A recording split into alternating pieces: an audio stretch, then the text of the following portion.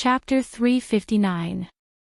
There were plenty of people who sympathized with Zhong Yi and Jiang Jiang's encounter, but their sympathy turned into anger. They desperately needed an outlet to vent their anger. First, it was Shi Sui, and now, it was Xiang Yin and Madame Xiang. Zhong Yi was usually addressed as sister, so it took her a while to accept the title of a comrade. Zhong Yi's heart was filled with bitterness. Of course, she could guess that Xiang Yin and Madame Xiang were backing Xiang Yi up. She really envied Xiang Yi, who was doted on so much. Jiang, I'm sorry, I lied to you. Uncle Shi Sui is not your father. Zhong Yi finally came clean. Jiang's eyes were full of disappointment. Then, where's Daddy? She asked eagerly. Daddy, he's no longer in this world. It took Zhong Yi a lot of effort to tell the truth. He has become a star in the sky to protect you, Jiang. The 3-year-old Jiang didn't quite understand, but she could feel the sadness in her mother's body. Tears rolled down her cheeks, breaking her heart. The audience watching the live stream froze in front of the screen.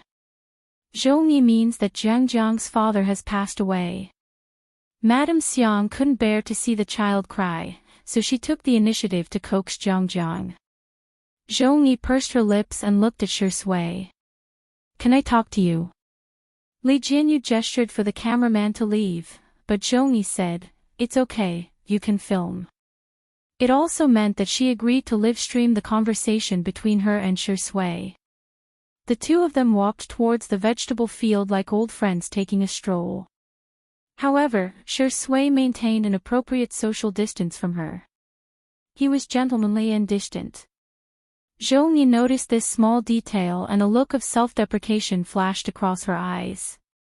Indeed, Shi Sui's misogyny is as bad as ever. I want to apologize to you, Shi Sui, I'm sorry. It's because Jiang's father has already passed away before she was born.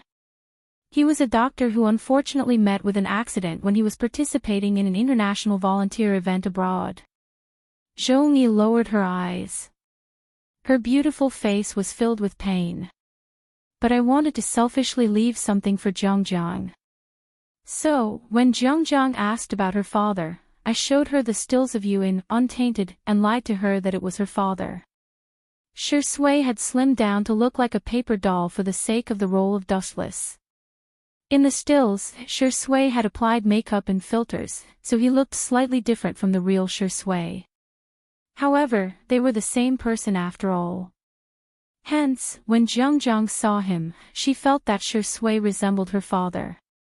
The netizens who had been the most aggressive in the live stream were dumbfounded. What the hell? All this wasn't because Shi Sui was a scumbag, but because Zhong Yi was lying. I'm sorry, I'm really sorry. I didn't mean anything else. I just didn't want Jiang to feel like a child without a father. Zhong Yi lost control of her emotions and covered her face with her hands to block her tears.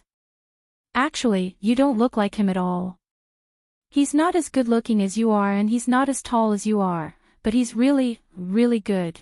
At the end of her sentence, Zhong Yi was already a little incoherent, but one could tell that she was referring to Jiang's biological father. Shi Sui's eyes were deep and dark. He lowered his eyelids and the emotions in his eyes were thin and cold. Senior, my condolences. I think you need to be alone for a while. As soon as he said that, the Shi Sui couple was completely heartbroken. Shi Sui, you scumbag. You're heartless. Chapter 360. Can't you coax her? Can't you at least give her a tissue instead of a hug? Doesn't Shi Sui's family love to brag about their high EQ? Why aren't they bragging now? How can they leave a girl to cry? However, Shi Sui's sisters were displeased to see that Shi Sui had been criticized. In the beginning, they had some scruples and were worried about the relationship between Shi Sui and Jiang.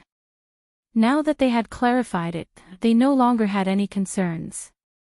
A couple is a couple, but they are two different people. Smile, smile, the two of them are just seniors and juniors. They can't even be considered friends. What's wrong with leaving Zhongyi alone? To those who are criticizing scumbags, I hope you all find a warm boyfriend who can coax other girls take away our shui. A gentleman is not equal to a central air conditioner. Thank you. Although Zhongyi had fans, they were no match for shui. In just a few minutes, the comments in the live stream returned to peace and tranquility. The reason was none other than that they couldn't win against shui. In the face of absolute popularity and power, shui would crush them as soon as she made a move. Shui didn't return to the glass greenhouse and instead went to the vegetable field. The fence had already been fenced and there was only one last step left, painting. Shui held a small brush and lowered his head to slowly brush the white paint.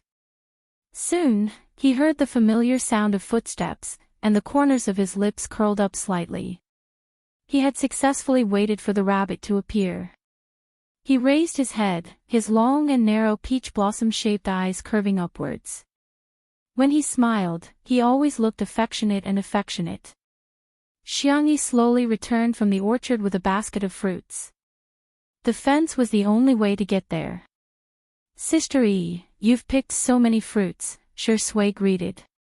Xiang Yi replied with a obviously colder than usual. The netizens were appalled. No way, is untimely wedding going to fail too? I have a bold idea. Is Sister Yi jealous? Xiang Yi looks so much like Ruo when she's sulking. She's just like her brothers when they pretend to be aloof. Xiang Yi was about to leave expressionlessly, but she couldn't help but glance at Shui. The hand injury left behind by the obsessive fan, all as well year-round, had not completely healed. He could only use one hand to paint. Although he painted very evenly and meticulously, not only was the speed slow, but it also looked very laborious. Xiangyi couldn't take another step. Shui asked gently, "Why don't you go back? It's too sunny here. Be careful not to get sunburned." Seriously, she was too worrisome. Xiangyi slowly walked to Shui's side and said awkwardly, "I'll do it. You go back." Shui said, "It's okay. I can do it." Xiangyi said, "No, you can't." Shui couldn't help laughing. "How do you expect me to answer that?" Before Xiangyi could answer, the netizens in the live stream had already started spamming, "Shui can't do it." Xiangyi snatched the brush from Shui's hand and stuffed the fruit into his hands. She said fiercely, "Go eat the fruit. Leave this to me." Shui's eyes were full of smiles. "Sister Yi, I'm really not as useless as you think. You're so long-winded." Xiangyi pulled a long face. "You're so noisy." Shui blinked and a moment later, he went to the staff member's side.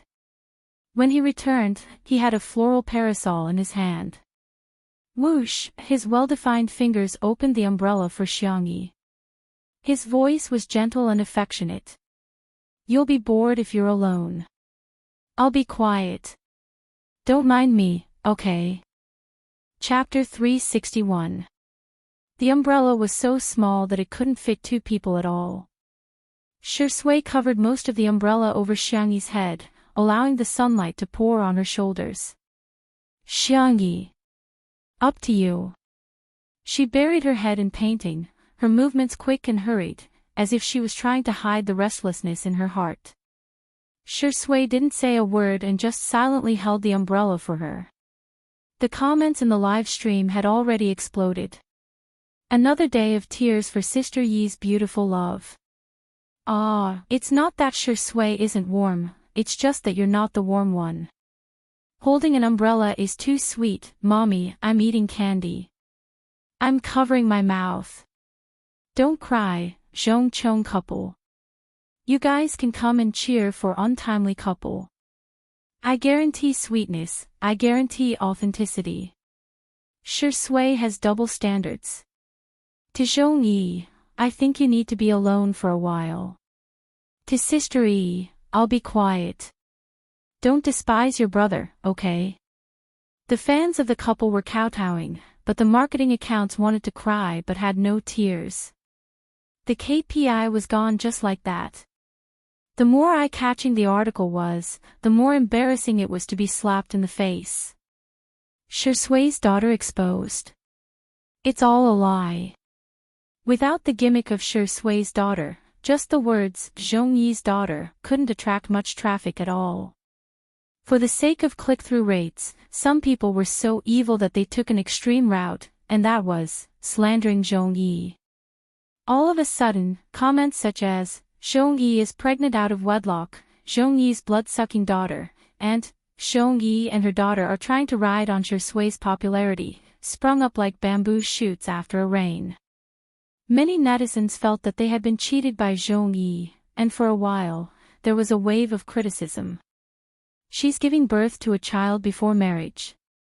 Disgusting. Their daughter is only 3 years old, and they can't wait to bring her out to make money.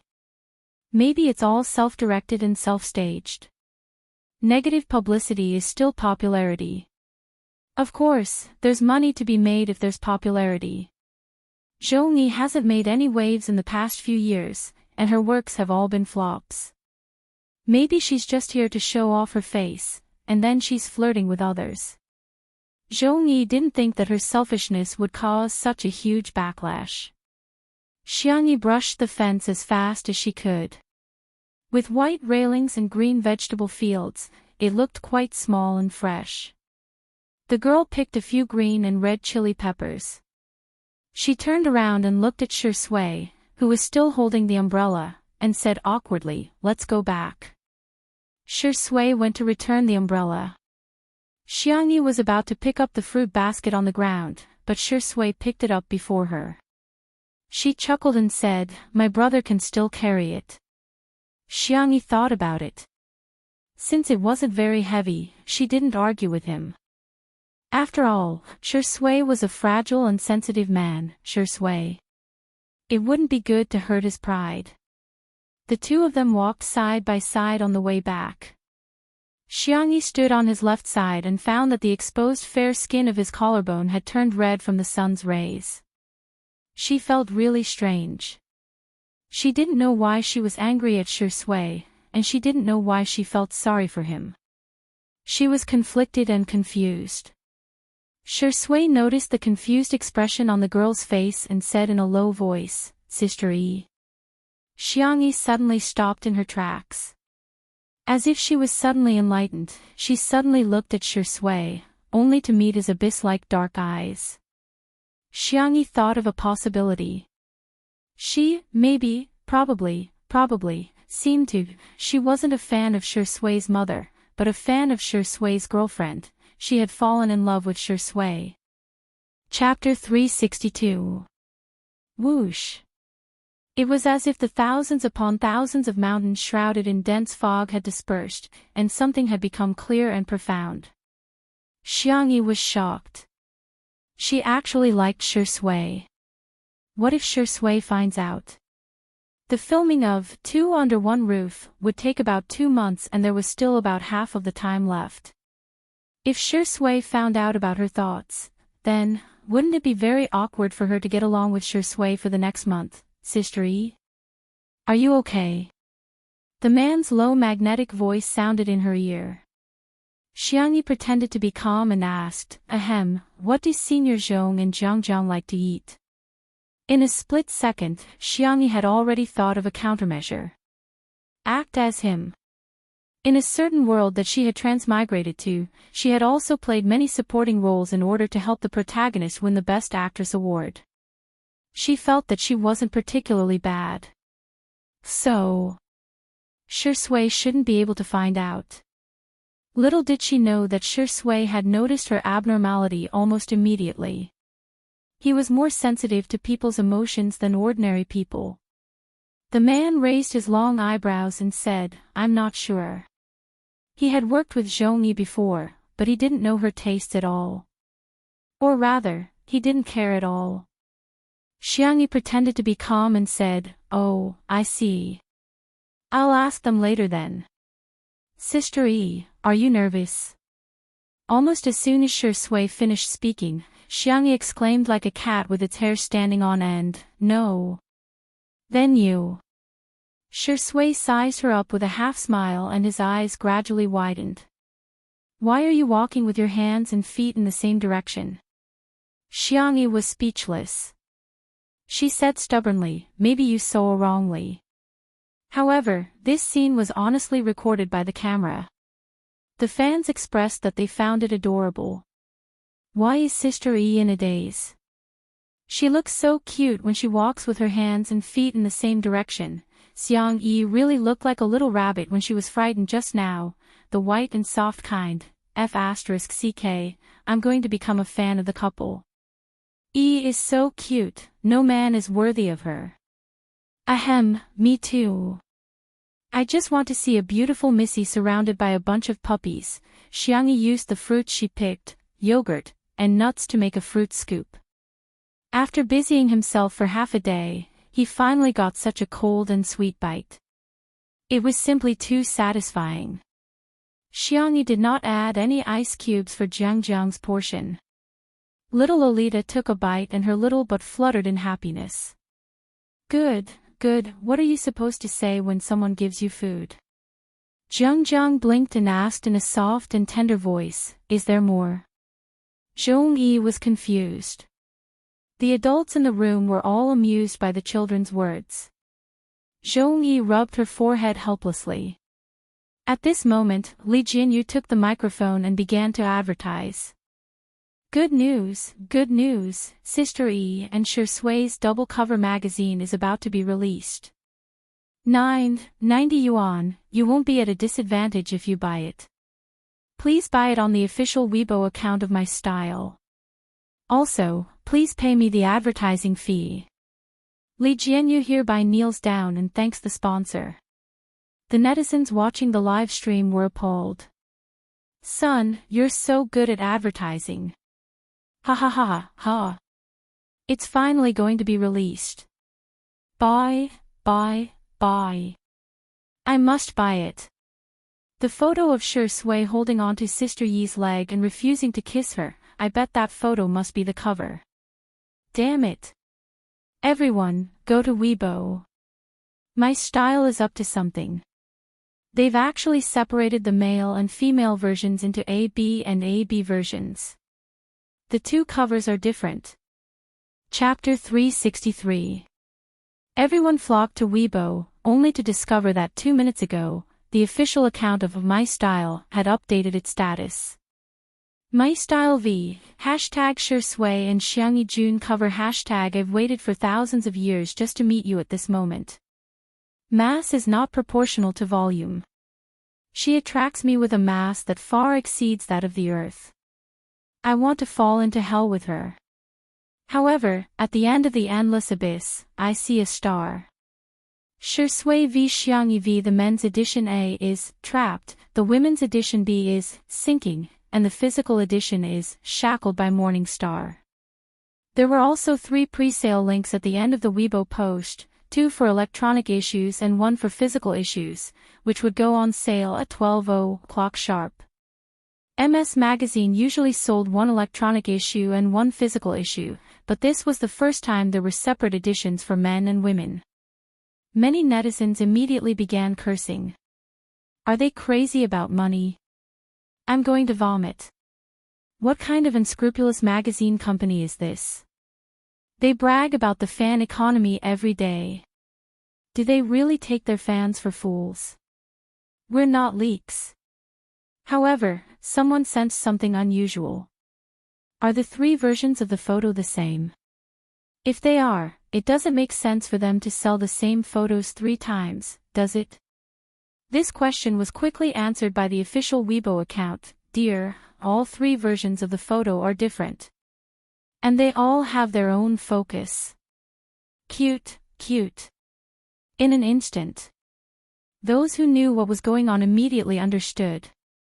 In addition to the cover of the magazine, the 2 of them also had an interview, and there were at least several photos in the inside pages. For the male version, there should be more photos of Shui. For the female version, there should be more photos of Xiangyi. As for the physical issue, there should be more photos of the two of them. In this case, fans could purchase according to their needs. In a sense, it could also be said to be a personalized service. However, the CP fans wailed. What should I do? I want all 3 versions. Only children make choices. Adults choose to buy all of them. The buyers are not as good as the sellers. Pfft. Unscrupulous merchants. I'll buy it, okay. Collecting and hoarding are human instincts, so I'm just following my instincts and not spending money recklessly. There were also many discussion posts on the well-known gossip forum, Melon, mainly about which version would sell the most. A Shursui sister showed up and posted a very professional analysis post. Title, Prediction, Shursui version A will sell first, not me eating a keyboard live. Text, combining the data before the age of 10, there is no doubt that he is the absolute ceiling for male artistes. The sales volume of the previous few magazine covers has set records, not to mention the ability to increase luxury goods. He is the kind that even the little fresh meats can't beat. The drawings and tables are as follows.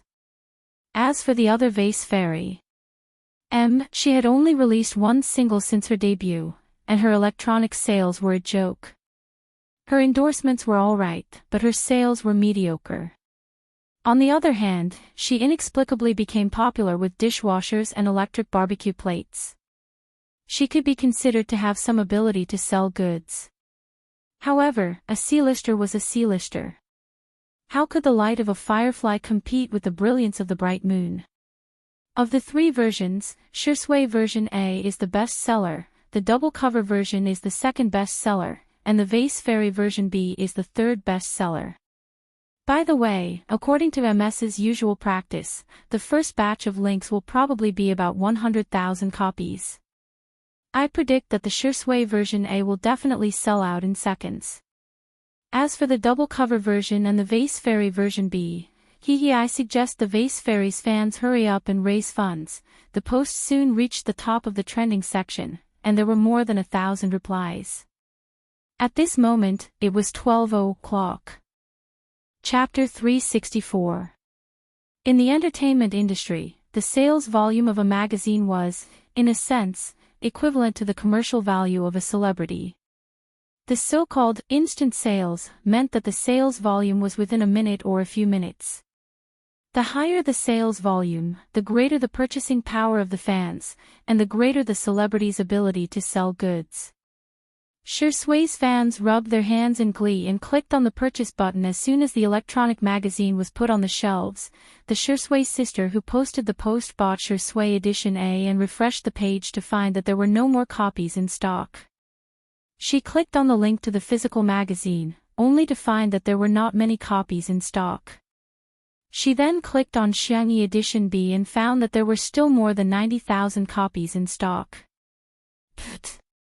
The girl in front of the screen laughed out loud and immediately took a screenshot and edited it into the main text of the post. Main text, Shursui edition A has been sold out. Looking at my purchase record, it should have been achieved in about 2 minutes also. Thank you to the vase fairy for contributing to our joke of the year. Her commercial value is about 0. I suspect that her fans are fake fans. However, she was confused by the netizens' replies. Ha ha ha, as long as you're happy. Are you there? Is there something wrong with your eyesight? Another one has gone crazy. Take her away, she's hopeless. She was puzzled until she refreshed the forum and found a post titled, Have a Taste of the Strongest Fan Club in History. Rewind time to a few minutes ago. On Weibo, Yan Nai and his father, Yan Zhenhua, reposted the Weibo post of MS magazine. Yan Zhenhua, ha ha ha, little girl, have you grown up? I'm craving it. I'll buy a few copies as payment for my food expenses. Yan Nai, sister, I'll give you all my New Year's money to support you. Clench your fists. Then, the boys of C7 followed suit. Jiang Chen, sister, you're so beautiful. I love edition B. Shen Ci, Sisters Magazine, I have to buy it. Soon, Yin Zhengxue and her husband also reposted the post. Yin Zhengxue, wow, our little cutie looks so good in this photo. I'm going to buy it for my collection. Xingguang, my wife is right. Then, it was Xiangyi's family group. Little Uncle Xiang Feng yelled in the family group chat and forwarded the post. Bideo President V, Little Xiangyi, I'll cover your cover today. In the training room. Xiang Yu logged onto Weibo in the midst of his busy schedule. Logicsmog V, is there a PS expert? Later, please help me Photoshop a single photo of my sister. The price is negotiable. Abroad. Xiang Qi set an alarm and got up in the middle of the night. Hades V, my sister is the cutest in the world. I won't accept any rebuttal. At the Research Institute. Xiang Li was in the middle of writing the latest research report when he suddenly stopped and said gently, sorry, give me a minute. I have to support my sister. Help. What was that? Under the confused gazes of a group of scientists from various fields, Xiang Li calmly took out his phone and reposted the Weibo post. Xiang Li V, cheering for little sister. Come on, little sister. At the law firm. Sanction sorted out the documents for the court session in the afternoon and looked at the two young girls opposite him. Miss Chiao, Miss Su, I have something important to do before lunch. Guardian and her good friend were nervous and at a loss. They thought he was going to do something big, but the next second, he clicked on the Weibo icon and reposted the post seriously. His expression was cold and his words were concise. Tutu brother V, buy it. Guardian and Guardian. This is the big thing you were talking about? Chapter 365. These Weibo posts were screenshotted and posted. It was the post, let's see what it means to be the strongest support group in history. The netizens were stunned to see the famous directors of the entertainment industry, top celebrities, young hunks, respected veteran actors, gaming gurus, famous designers, medical doctors, and top lawyers supporting Xiangyi. What the F*** CK? What kind of luxurious lineup is this? This is probably Mary Sue's favorite heroine in novels. I just saw that the official Weibo accounts of the Chinese Folk Music Association and the Traditional Chinese Medicine Association have also reposted it. There was no need to mention how envious the other fans were. This kind of support was really not something that everyone could get. Shusui's sister, who had posted just now, gritted her teeth in front of the screen. She was a fan of Shusui, but she was also an anti-fan of Xiangyi. She was extremely upset about the two of them being a couple, so she couldn't stand Xiangyi at all. She couldn't help but mock and ridicule under the post. So what if there are so many people supporting her? Every one of them was just talking. Why don't they buy it? Our Shusui sold it in 2 minutes. What about her? Can she sell it out in 200 years? Smiley face. As soon as she posted it, she was rebuked. The data hasn't been tabulated yet. I clicked on it a minute ago, but I didn't manage to buy it. However, the inventory page is malfunctioning, and it keeps showing more than 90,000 copies. Ha, keep bragging. Can the vase fairy be that impressive? Shusui's version A sold out in 2 minutes, but she can sell out her version B in 1 minute. Isn't she afraid that others will laugh at her? She snorted and replied sarcastically, Her. She can sell it in seconds. Then I'll go to heaven. As soon as she replied, a notification popped up on Weibo, showing that MS had posted a new post. She clicked on it and was instantly dumbfounded. Someone had indeed sold it in seconds, but it wasn't Shusui, my style V. Hashtag Shusui Xiangyi June cover hashtag congratulations at Shusui's A edition of the e-magazine was completed in 2 minutes and 36 seconds, the achievement of selling 100,000 copies. Congratulations to its Xiangyi V for selling 100,000 copies of the B edition e-magazine in 59 seconds. It set a new record in the history of my style. At the same time, congratulations to the two of them for the achievement of selling 100,000 copies in 5 minutes and 1 second for the physical issue of Confined to the Morning Star. The entire circle was in an uproar. Female artist, 59 seconds, 100,000 copies. Good heavens, even if there was support, this number was still shocking. When Xiangyi's fans saw this Weibo post, they all felt proud.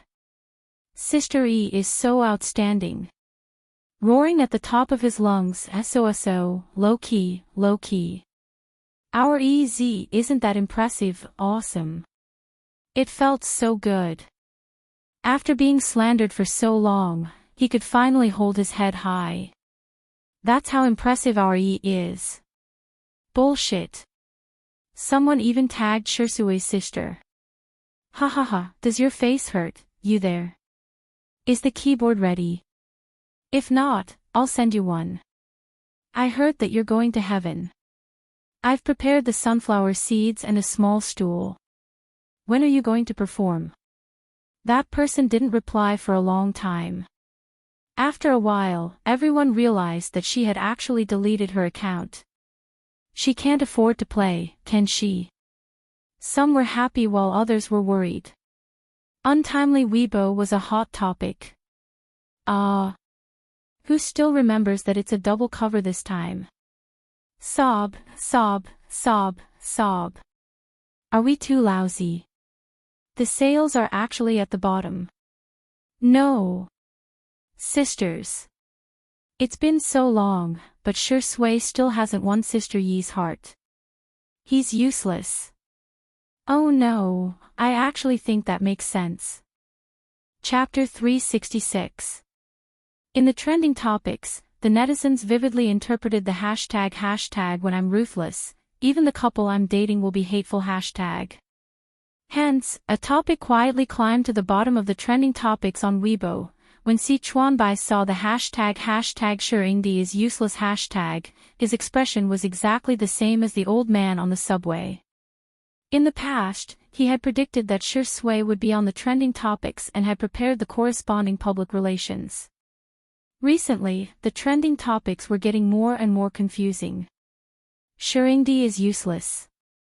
What kind of public relations is this?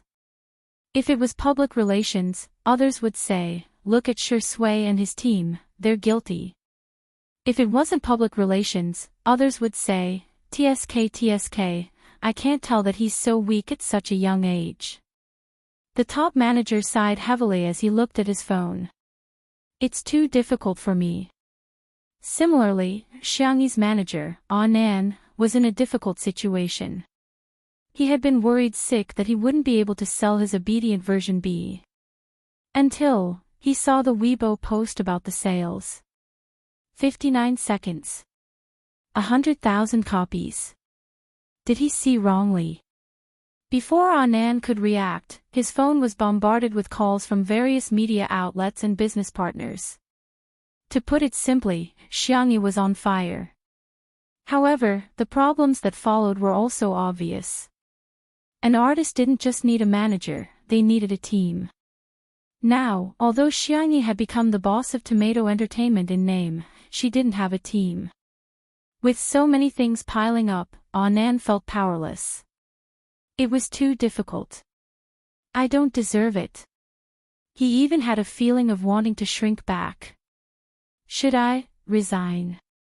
Just as this thought flashed through his mind, his phone rang. When he saw the caller ID, he rubbed his eyes hard before answering the call. Mr. C. Are you looking for me? Si Chuanbai's serious and deep voice came through the receiver. From today onwards, my team and I will be in charge of handling Miss Xiangyi's management business.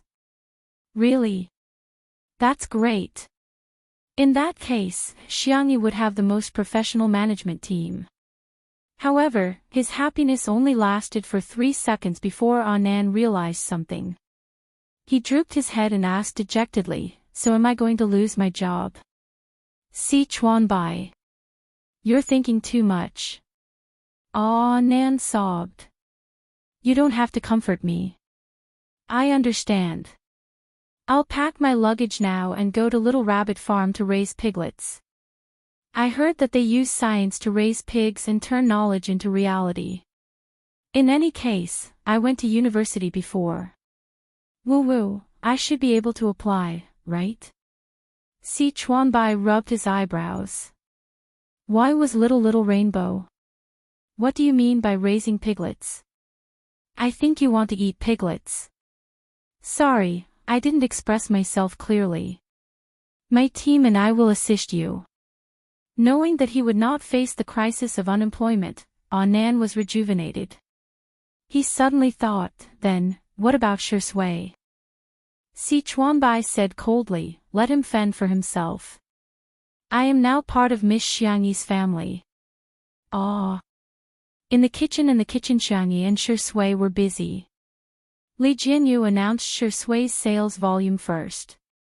Shui bowed to the camera and said, thank you for your support, everyone.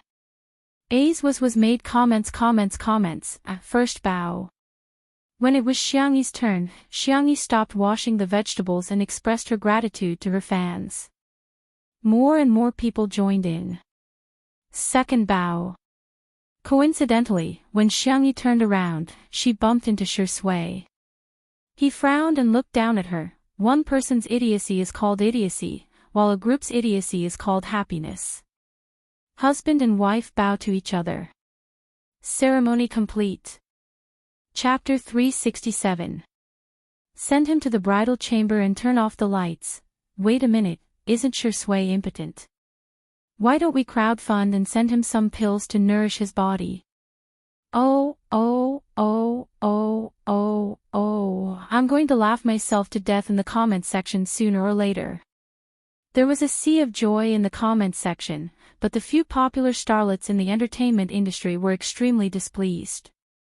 Some of the fashion and endorsement opportunities that had originally approached them had all gone to Xiangyi.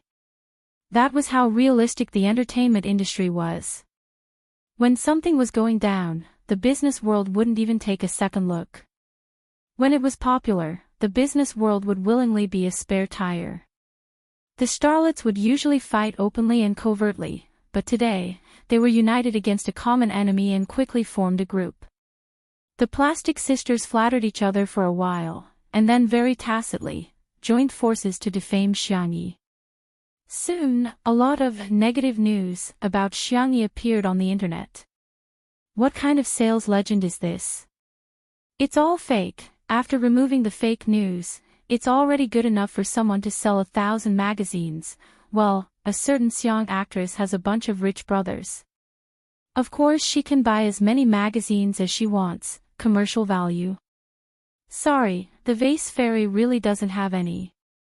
It's all fake prosperity. Would there really be an idiot who would believe that she has fans? She might be fine if one person scolded her, but if a group of people scolded her, there must be something wrong with her. Otherwise, why would they scold her instead of others? The companies behind the starlets all had a lot of marketing accounts, which undoubtedly came in handy at times like this. They were ridiculing Xiangyi from all angles, as if the 100,000 copies sold by her brothers were all fake figures. Commercial value was an important standard in the business world to measure artists. Seeing so much negative public opinion on the internet, some brands couldn't help but back out. Looking for Xiangyi might not be a good choice. She was popular, but she was a little too black-red. After all, no one wanted to find a spokesperson who would attract criticism. Besides, her figures were too exaggerated. In the entertainment industry, male artists had always been the ones who outsold female artists. Since when had female artists ever outsold male artists? At the critical moment, an overseas vlogger posted on Weibo, which attracted the attention of netizens. Nowadays, there were many overseas artists, internet celebrities, vloggers, and so on Weibo. Some of them managed their accounts well and had a considerable number of fans. It just so happened that the vlogger who posted on Weibo would usually share her outfits, skincare, and so on. She had more than 2 million fans. Luna V, hey, I want to ask, can anyone help me buy this? My friends like her very much. There was a picture. It was a screenshot of my style Xiangyi Edition B. The netizens. Is Xiangyi S do overseas vloggers? S. Someone raised a question in Luna's native language. She no. As fans post 1. She, T, her videos, S, as her, S, T, Ts, TSDS, T, as to, S. Not only is she the ideal type for men, but she is also the ideal type for women. S4, oh my god, someone bought it for me. I'm so happy. Chapter 368. The netizens were dumbfounded. Aw. Is this real? Usually, we're the ones who get people to buy overseas skincare products and cosmetics. Now, foreigners are getting people to buy our female artists' magazine covers. At first, some people thought that it was just a publicity stunt. However, some overseas students posted screenshots of overseas magazines, which made people realize how terrifying Xiangyi's popularity was overseas. I'm shocked. So the Vase Fairy is not only popular, but she's also really popular overseas. There are 200,000 links to each of the 3 editions. Sister Yi's Edition B has been sold out. It's really sold out in seconds. I went to several well-known overseas video websites and found that the number of views on Xiangyi's cooking videos is second only to the videos of our national treasure Panda acting cute. The popular actresses who had teamed up to slander Xiangyi were also confused. How did this happen? Didn't Xiangyi just star in a variety show? How did she become so popular overseas? Those brands who had backed out just now were dying of regret. They hurriedly tried to contact Xiangyi again, only to find that she already had a new management team, gold medal manager Si Chuanbai and his team. The brands were speechless. Isn't he Shengdi's exclusive manager? Why is he in charge of Xiangyi's management business? Si Chuanbai was much colder than Anan. He quickly filtered through and rejected those that were not suitable for him. Those brands beat their chests and stomped their feet, hating themselves for being a step too late and missing out on such a huge business opportunity. The most vicious slap in the face came from a Weibo post that Shui liked. Bideo President V, woo, what lousy magazine is this? It's limited to 1 copy per account. I'm rich. Let me buy it. Do you hear me? Xiang Fang's incompetent and furious post attracted a lot of laughter from the netizens. After Shui liked the post, everyone suddenly understood the main point. There's a limited purchase. And it's limited to 1 copy. A limited purchase meant that no one could buy hundreds or thousands of copies. The rumor of Xiangyi's brothers spending money to boost sales was dispelled. The netizens were in a daze, still in disbelief. Xiangyi, a female artist, had single-handedly surpassed Shui's magazine sales. She had really recorded a variety show. If there were any good works in the future, he didn't dare to think about it. He really didn't dare to think about it. Untimely super topic. Shui, a man who is always on the front line to protect his wife, my first reaction is that I've eaten candy. My second reaction is that Shui likes her, sob, me too. I feel like my daughter hasn't been enlightened yet. I'm looking forward to her growing up, but I don't want her to grow up at the same time. Her mother fans are so worried, the manner. When lunch was served, Jiang stared blankly at the sumptuous lunch. Did elder sister do all this? Amazing.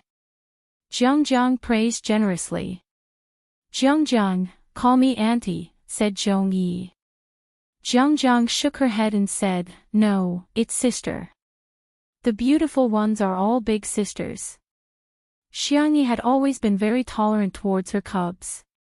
She pushed a cup of freshly squeezed strawberry milk over, her eyes gentle and calm. Jiang took a sip and squinted her eyes blissfully. After a few seconds, she sighed like an adult and said, "Ah, when will I grow up?" Madame Xiang asked, "Jiang, what do you want to be when you grow up?" Jiang exclaimed, "I want to marry Sister Yi." Everyone at the table burst into laughter. Shi Sui was the only one who raised his eyebrows. Children are such creatures. They're really annoying. Chapter 369. The netizens watching the live stream were appalled. It's time for the mukbang live stream. Reporting, the takeout has been ordered and the milk tea is ready. Get ready to eat. Over, ha ha ha ha, Shi Sui's eyebrows are so soulful. He's not going to be jealous of children, is he? Zhong Yi was shocked by the delicious food on the table.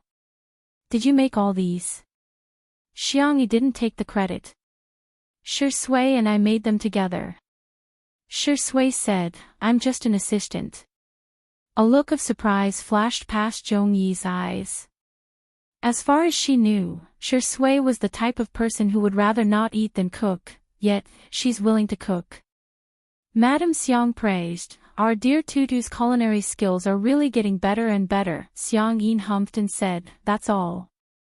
Madame Xiang, if you didn't eat the most, I would have believed your nonsense. As for Xiao Naofu and little Shiji, they also had their own lunches. Little Shiji, who had only eaten dog food before, barked and buried its face into the bowl of food for the first time. Xiao Naofu, on the other hand, turned into a little kitten and ignored its own food to squeeze into little Shiji's bowl. Little Shiji looked at it in bewilderment. Woof. Xiao Naofu barked at it fiercely, woof. I'm going to eat your food, you mutt. Little Shiji hesitated for a few seconds and quietly retreated. It even pushed its bowl towards Xiao Naofu, seemingly hinting for it to eat more.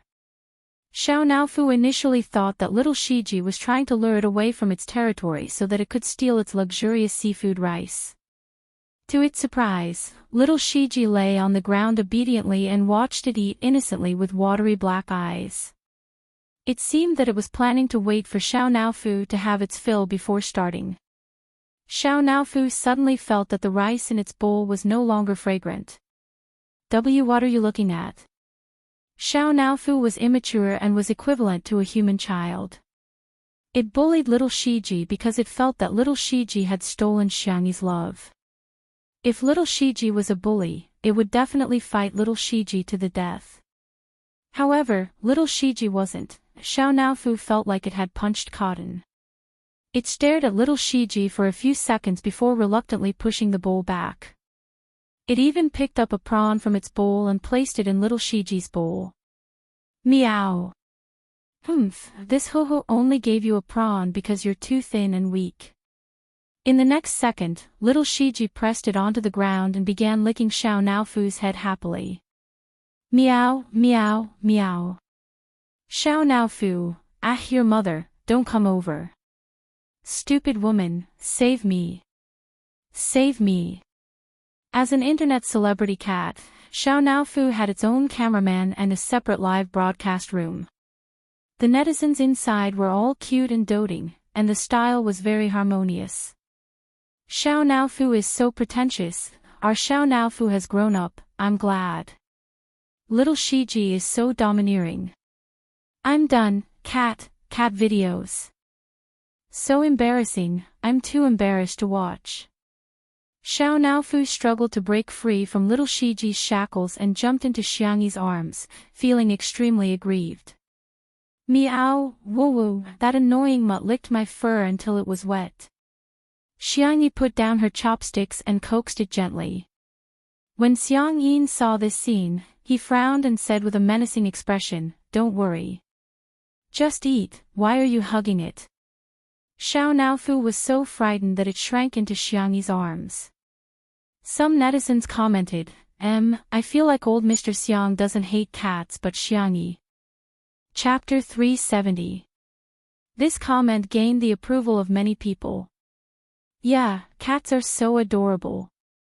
Would anyone hate cats? To be honest, old Mr. Xiang has 4 grandsons, why would he fancy one granddaughter? In ancient times, Xiangyi wouldn't even be listed in the genealogy. Did you guys just realize? I could tell long ago that Xiangyi's grandfather has been pulling a long face towards the vase fairy. He obviously doesn't like her. As soon as those comments were posted, they were rebutted by Xiangyi's fans. TSK, you guys found out again. What's wrong with the person who mentioned the genealogy? Times have changed, you've forgotten about it early in the morning. It's just a sentence, yet you're imagining so much. Some people really have nothing better to do. It's not like it's written all over your face. There was a strong smell of gunpowder in the comments. Nowadays, the live stream industry was very developed and the stress that had nowhere to be released in reality was easily vented on the internet. In reality, the mistakes of others could still be tolerated. However, in the online world, as long as there was a slight flaw, they would deal a heavy blow. Xiangyi coaxed Xiao Naofu for a while before placing it on the ground. Xiang Yin immediately said, "Go wash your hands. Use disinfectant and hand sanitizer. Wash your palms as well as the back of your hands. Pets had germs on them and it would be bad if they got infected." His granddaughter's health was the most important thing in the world. When everyone heard his words, they felt that Xiang Yin was being too strict. "Got it, Grandpa." Xiangyi obediently went to wash her hands. After washing up, she picked up her chopsticks and ate 2 mouthfuls of food. Xiang Yin began to nitpick again. "Tie your hair up. It's covering your eyes." Xiangyi had her hair tied up in a bun, but she left her fringe slightly long because she hadn't cut it in a while. "It can't be tied up." She gestured to the length and suddenly found a small hair clip to clip her fringe up, revealing her fair and smooth head. There was a trace of satisfaction in Xiang Yin's eyes. "Yes, my granddaughter looks the best when her hair is tied up." In the live stream, Xiang Yin's grandfather is so fierce. I'm shivering in front of the screen. It's true that he hates her. Otherwise, he wouldn't be so picky. Why does it feel so real? My mom also likes to let me comb my hair up to reveal my forehead. However, even though some people were cursing, they were watching with more enthusiasm than anyone else. After the meal, Zhongyi and Zhangjiang had the habit of taking an afternoon nap, but when Zhangjiang heard that Xiang Yin was going to make malt candy, she skipped her afternoon nap and instead scurried over to Xiang Yin's side to watch him. Little Rabbit Farm had sent some half-finished products over. The old man sat in the pavilion, leisurely boiling maltose in a small pot. A gentle breeze blew past, and the flowers by the pavilion fell. The green hills in the distance were faintly discernible. In the courtyard, a few ducks passed by the pond. The scene was beautiful and poetic. There were fewer bullet screen comments in the live broadcast room. Everyone was enjoying the tranquility and warmth of the moment. The old master's movements were skillful and it was obvious that he had done this many times in the past. He used a slender piece of wood chopped from bamboo to boil a round maltose candy. It looked like a lollipop and handed it to Zhangjiang. "Baby, take it." "Thank you, Grandpa." Zhangjiang hugged the maltose candy happily and licked it. It was sweet and warm. She said incoherently, "Yummy." When the netizens saw this scene, they were a little envious. "Xiang Yin is so nice," some haters sneered. "Even his biological granddaughter doesn't receive such treatment. Seems like someone is really annoying." However, Xiang Yin hummed a tune and took out a new piece of wood. He spun it, and the maltose candy in his hand grew larger and larger. The netizens began to feel that something was amiss. Chapter 371. The bright, light yellow maltose candy was emitting steam. Gradually, the candy ball in Xiang Yin's hand became several times larger than the one he gave to Zhangjiang just now. Xiang Yin picked it up and looked at it, but he still felt that it wasn't enough. Hence, he put it in the pot and spun it a few more times. This is for Jiang, right? Jiang is so cute, it's normal for her to be popular with elders. As soon as the pop-up comments appeared, Xiang Yin held the maltose candy and yelled, "Old woman! Have some candy!" Madame Xiang and Xiangyi were drinking flower tea in front of the French window. Hearing his words, they smirked and said, "This old man's voice is too loud." The netizens were dumbfounded. They were caught off guard by their public display of affection. Madame Xiang tucked her hair behind her ears and walked towards Xiang Yin. After tasting it, she said, "It tastes all right, but it's old and sticky." Xiang Yin pretended to be angry and barked, "Nonsense. You're not old at all." Jiang chimed in, "Yes. Grandma is not old at all." All women like to hear such things, and Madame Xiang was no exception. She was all smiles. After eating half of it, she got sick of it and stuffed it into Xiang Yin's hands. Xiang Yin had been with her for many years and they could read each other's minds. Hence, he calmly ate the rest. The pop-up comments in the live stream changed abruptly. "Oh my God, Grandpa and Grandma are so sweet. You can only be the king of dogs if you eat the best of the best. Damn it, I'm so jealous."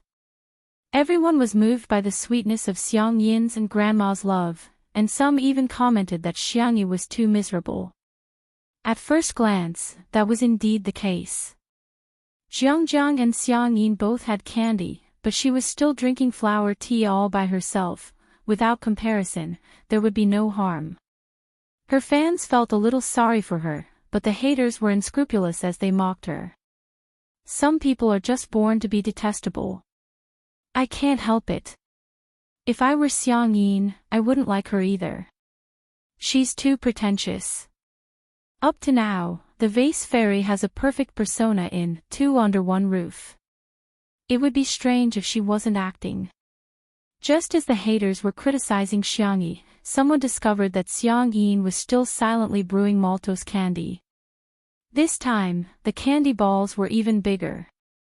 Not only was it big, but he also continuously molded it into shape. Not long after, a round, bunny-shaped maltose candy appeared in his palm.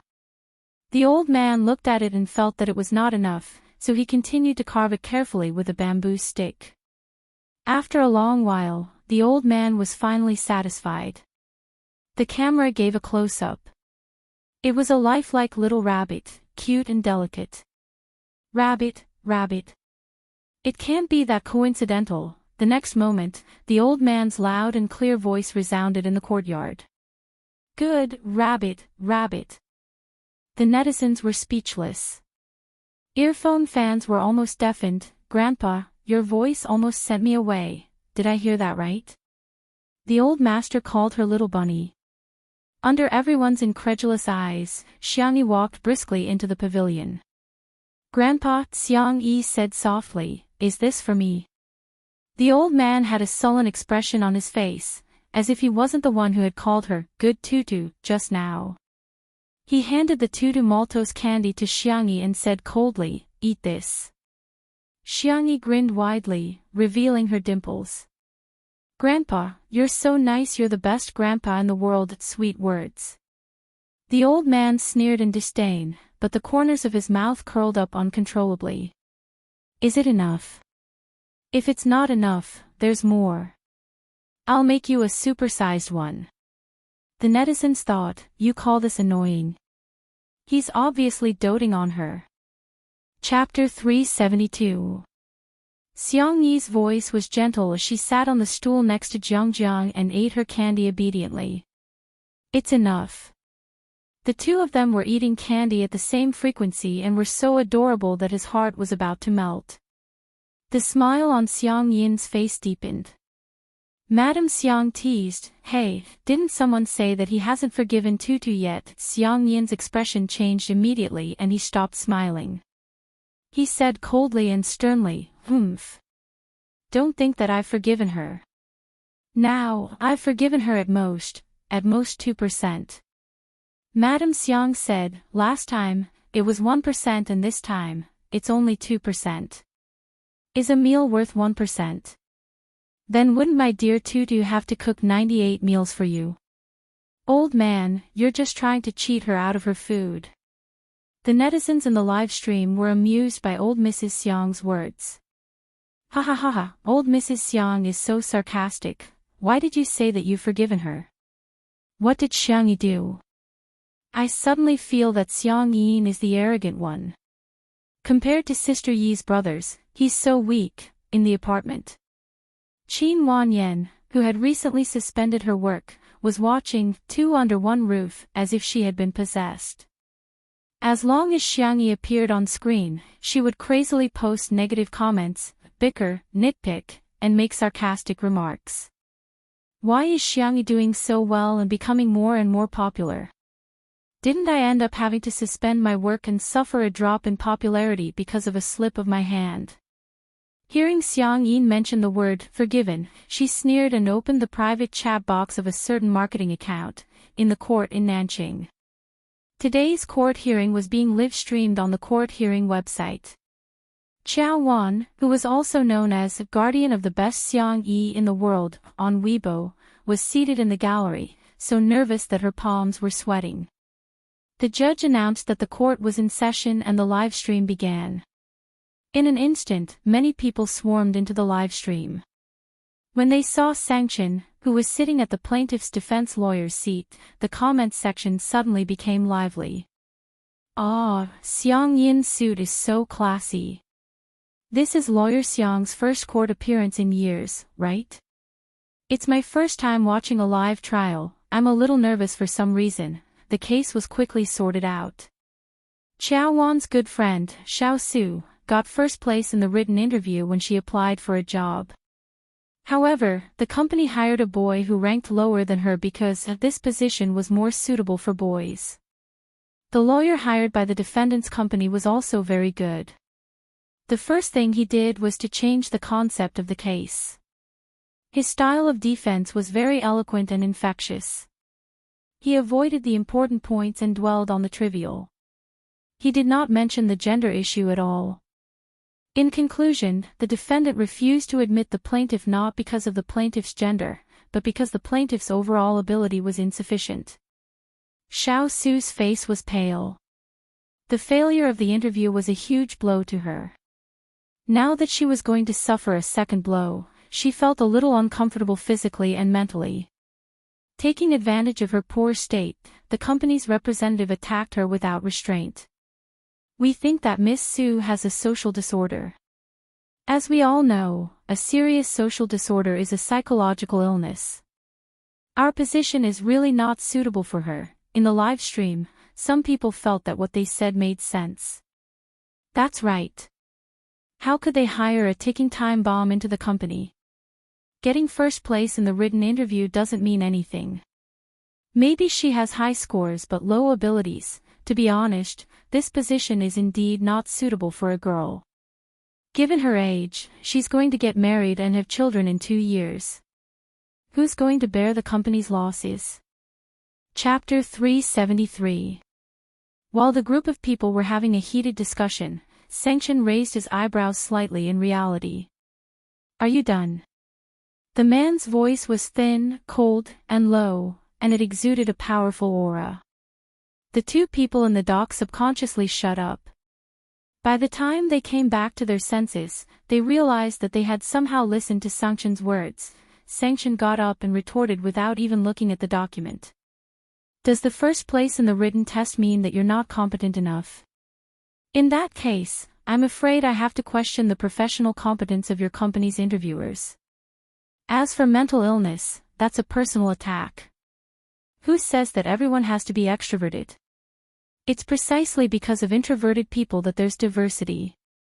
No matter what personality they have, they deserve to be respected.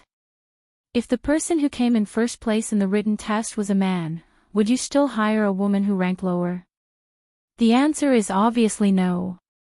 Not only are you violating the law, you're also morally laughable. After a pause, he sneered. The people in the live stream were dumbfounded and it took a while for the pop-up comments to come back. Damn, Sengchen is so sharp-tongued. If you're not good at literature, you can think of one sentence: Lawyer Xiang is awesome. Well said. He's reasonable and polite. It's a textbook defense. Qiao Wan could no longer hear what the judge said to the defendant's lawyer. The only thing she could see was the tall and imposing figure. He's so suave. Sengchen's style of defense was just like his personality. He hit the nail on the head and was cold and sharp. After a few rounds, he had already gained the upper hand. Xiao Su, who was initially hanging her head low, slowly raised her head and subconsciously straightened her back. Yes, I'm not as bad as the other party.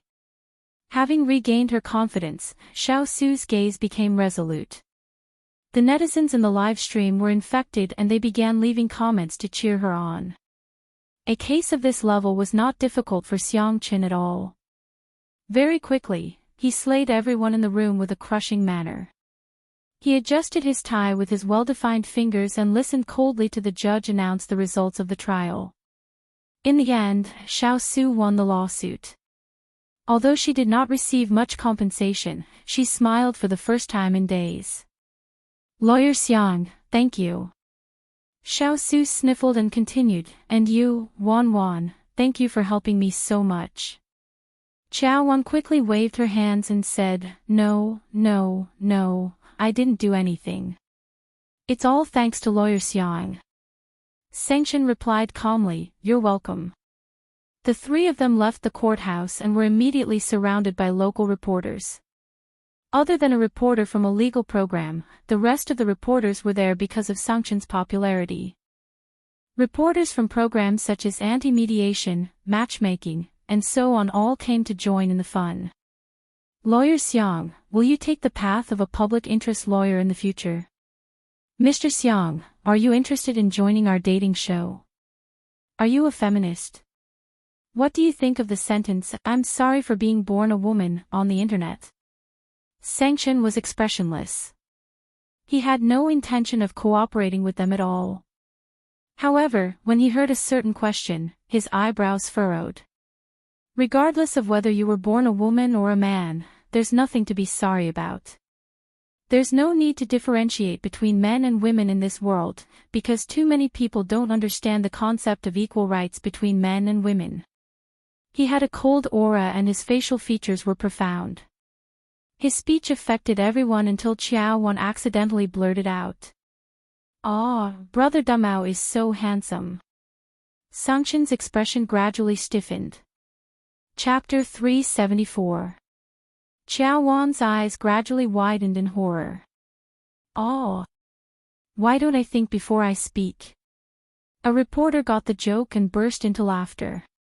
Smog is Sameo Gu, Hades is brother Sanmao, Dr. Xiang is brother Ermao, and Lawyer Xiang is brother Dumao. It doesn't seem like there's anything wrong with that. The group of people was about to laugh when they saw Sengchen's cold and handsome face. He raised his eyebrows slightly. Is it that funny? Everyone. It's not funny at all. The reporters gradually dispersed.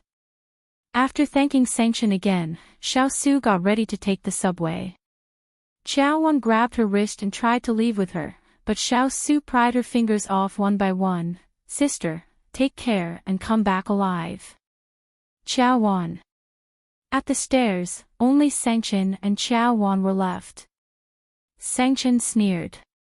Brother Dumao. Qiao Wan trembled in fear. This nickname isn't derogatory. Only people who really like Sister E would call you brothers that. Ha. The man chuckled coldly and slowly adjusted his sleeves. Qiao Wan felt a chill down her spine. She felt that Sengchen was like the villain in a movie at this moment. She had a strong desire to live. Lawyer Xiang, I've snatched Sister Yi's e-magazine. Sengchen paused in his actions. He was a step too slow when the competition started just now and didn't manage to snatch a single copy. Instead, Qiao Wan successfully snatched the cover of Xiang Yi's B edition with her fast hand speed.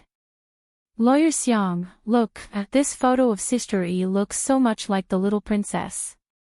This photo of Shi Yingdi hugging her makes her waist look so slender. And this photo of the two of them holding hands. Mothif asterisk Kurs are so satisfied. Oh, this is so untimely. Xiaowan scrolled through the photos and explained in real time.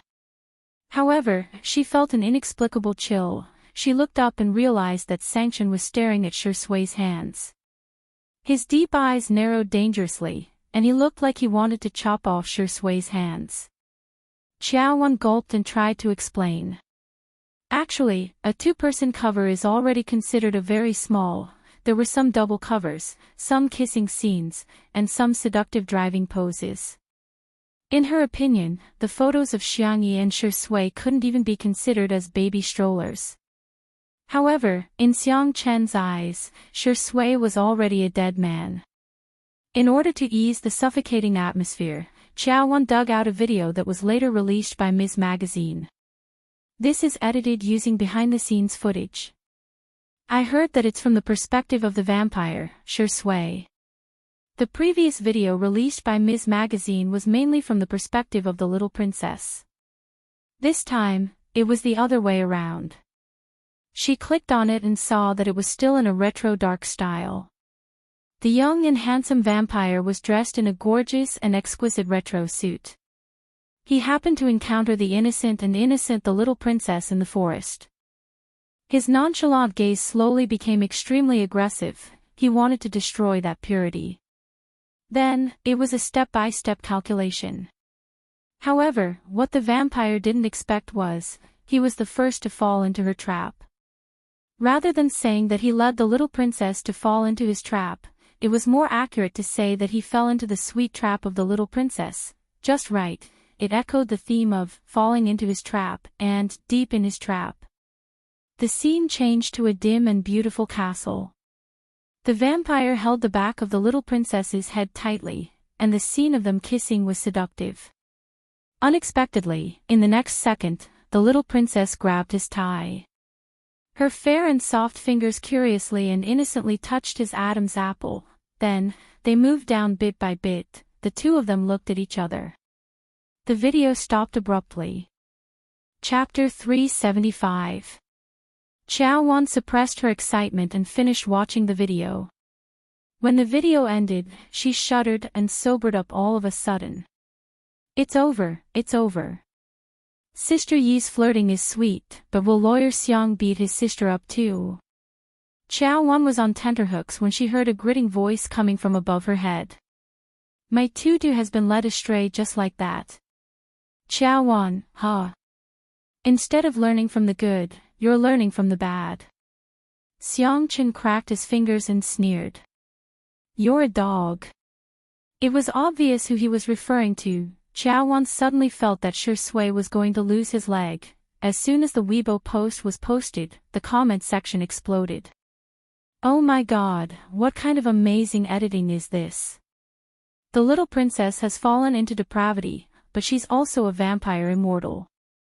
Sisters, you like her so much. Damn, damn, damn. Shi Sui's gaze was so lustful when Sister Yi touched his Adam's apple in the last scene. If it weren't for the fact that they were filming, Shi Sui would have eaten braised tutu. Tutu is so adorable. Wouldn't it be more delicious if she was steamed in hot water? I miss Sister Yi's cold rabbit soup. When can Little Rabbit Farm come out with a similar dish? What kind of magic does Sister Yi have to make you guys change the topic like that? Xiangyi's flirting was treated as a trump card.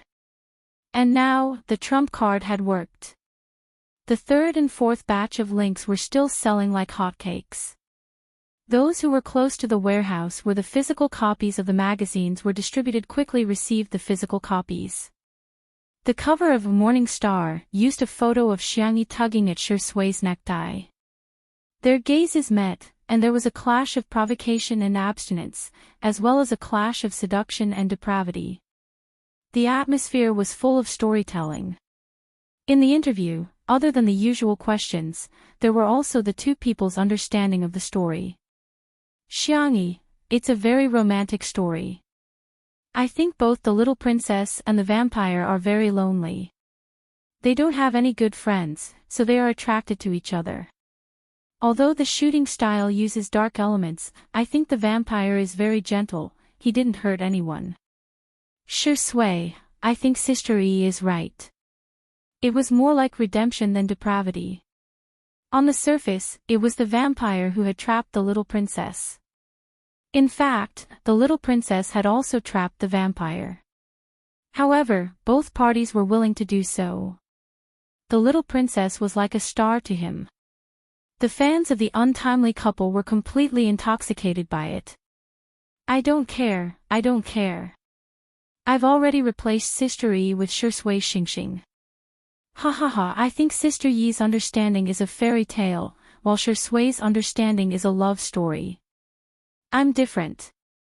I can imagine the 100,000 word content that's not allowed to be described on QQ. Sob sob sob, don't spout nonsense. Xiang Yi is still a child, what if she sees this?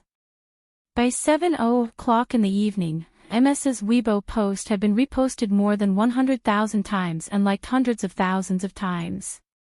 In a sense, untimely couple had really stepped out of the entertainment circle and entered the public eye. The number of fans who were in favor of the couple also increased rapidly. Just as everyone was in harmony, a certain marketing account released a video titled "Interview with Xiangyi's Ex-Fiancé." Countless people were puzzled. After clicking on it, they realized that the main character of the video was a greasy man in his 30s. Xiangyi is a big star now. She's the one. Ha ha ha, she was the one who chased me back then and insisted on eloping with me. Chapter 376. Of course I didn't get together with her. How could I possibly fancy a woman like her? The man in the video had facial features that could barely be considered handsome, but his words were disrespectful to women, and he would often talk about life principles. He even bragged about how big his internet celebrity company was. It was a vivid interpretation of a phrase, he was old and cunning. Spacey Tutu, Xiangyi's fans, who had just seen the video, were enraged. Sister E eloped with you. Dream on. This man. I'm so embarrassed that I've dug my toes out of 3 rooms and a living room. Spreading rumors requires a lot of effort, but refuting them requires a lot of effort. There must be a bottom line even when it comes to creating hype, okay?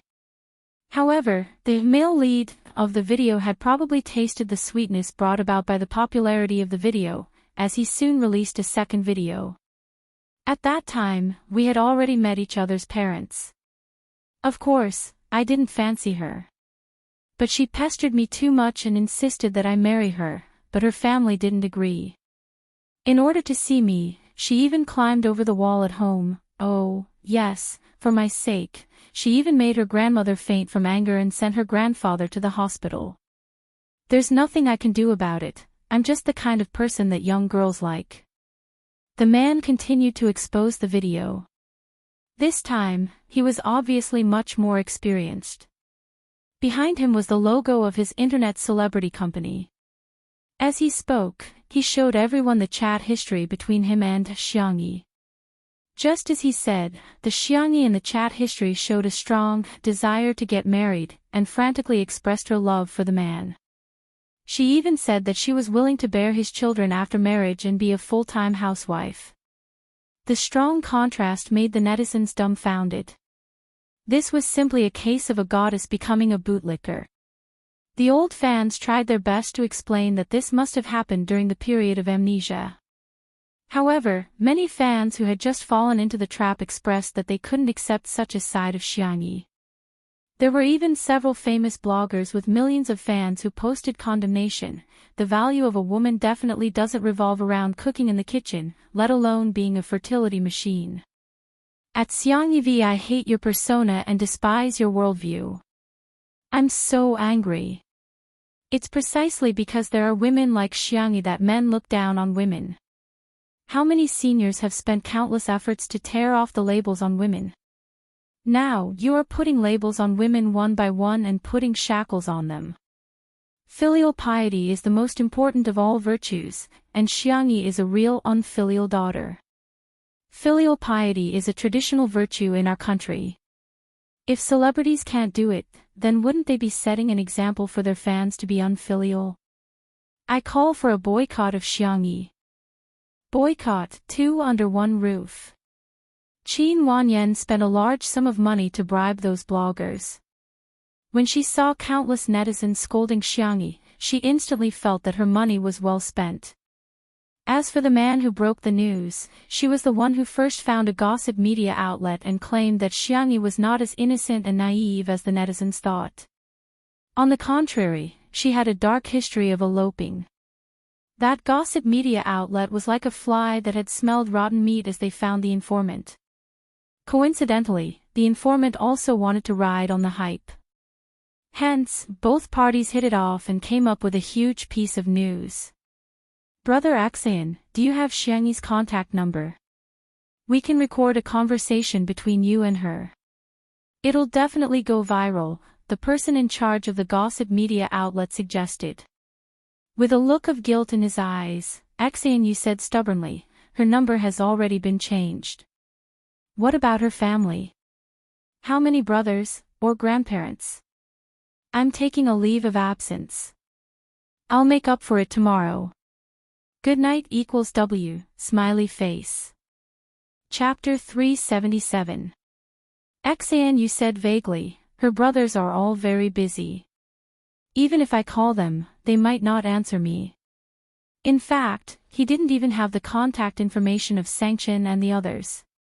There was actually nothing between Axan and Xiangyi. At that time, Xiangyi was just eager to get rid of the Xiang family. After all, he was a man in his 30s and she couldn't hide her intentions from him at all. Besides, it wasn't that he didn't fancy Xiangyi, but rather, the Xiang family didn't fancy him at all. However, Axan felt that it wouldn't be a big deal to make use of some dramatic plots. Anyway, the hype would bring about popularity. In just a short while, there were plenty of small internet celebrities who wanted to sign a contract with his company. What about Xiangyi's grandparents? They're doing a live broadcast. If you call them, the popularity will definitely be explosive, the person in charge of the gossip media said. They were not philanthropists. They were taking such a huge risk to expose the news for the sake of money. As for Axan's life, it was not within their scope of concern. Think about it. If your company becomes the top in the industry and produces an online celebrity, you'll be more impressive than an entertainment star. As Axan listened, he was tempted. I have her grandfather's number, but I can't guarantee that he will pick up. The person in charge was overjoyed. It's okay, it's okay. If he picks up, we'll write about it. If he doesn't, we'll write about it too. If he doesn't pick up, I'll write something like, Xiangyi's grandfather treats his granddaughter like dirt, abandons her like an old shoe, and doesn't care about her marriage at all. Axan said, okay then. A few minutes later, in the gazebo of the manor, Xiangyin's cell phone rang. Good luck to you, good luck to you, good luck brings joy and love. The down-to-earth ringtone made the staff at the scene burst into laughter. In particular, Li Jianyu's goose-like laughter was very charming, causing the netizens in the live stream to criticize him. Xiangyin's ringtone is so cute. Son, others are singing, but you're laughing. Director, you don't laugh at my variety show, huh? Humph, I'll lead the way. Xiangyin looked at the number on the screen. Although he was old, he had a photographic memory. He sneered and hung up the phone. Although Xiangyin had a bad temper, he wouldn't hang up on others so rudely. Xiangyi asked curiously, Grandpa, what's the matter? Xiangyin said, it's all because of that piece of dog skin rash that you provoked. Xiangyi, ?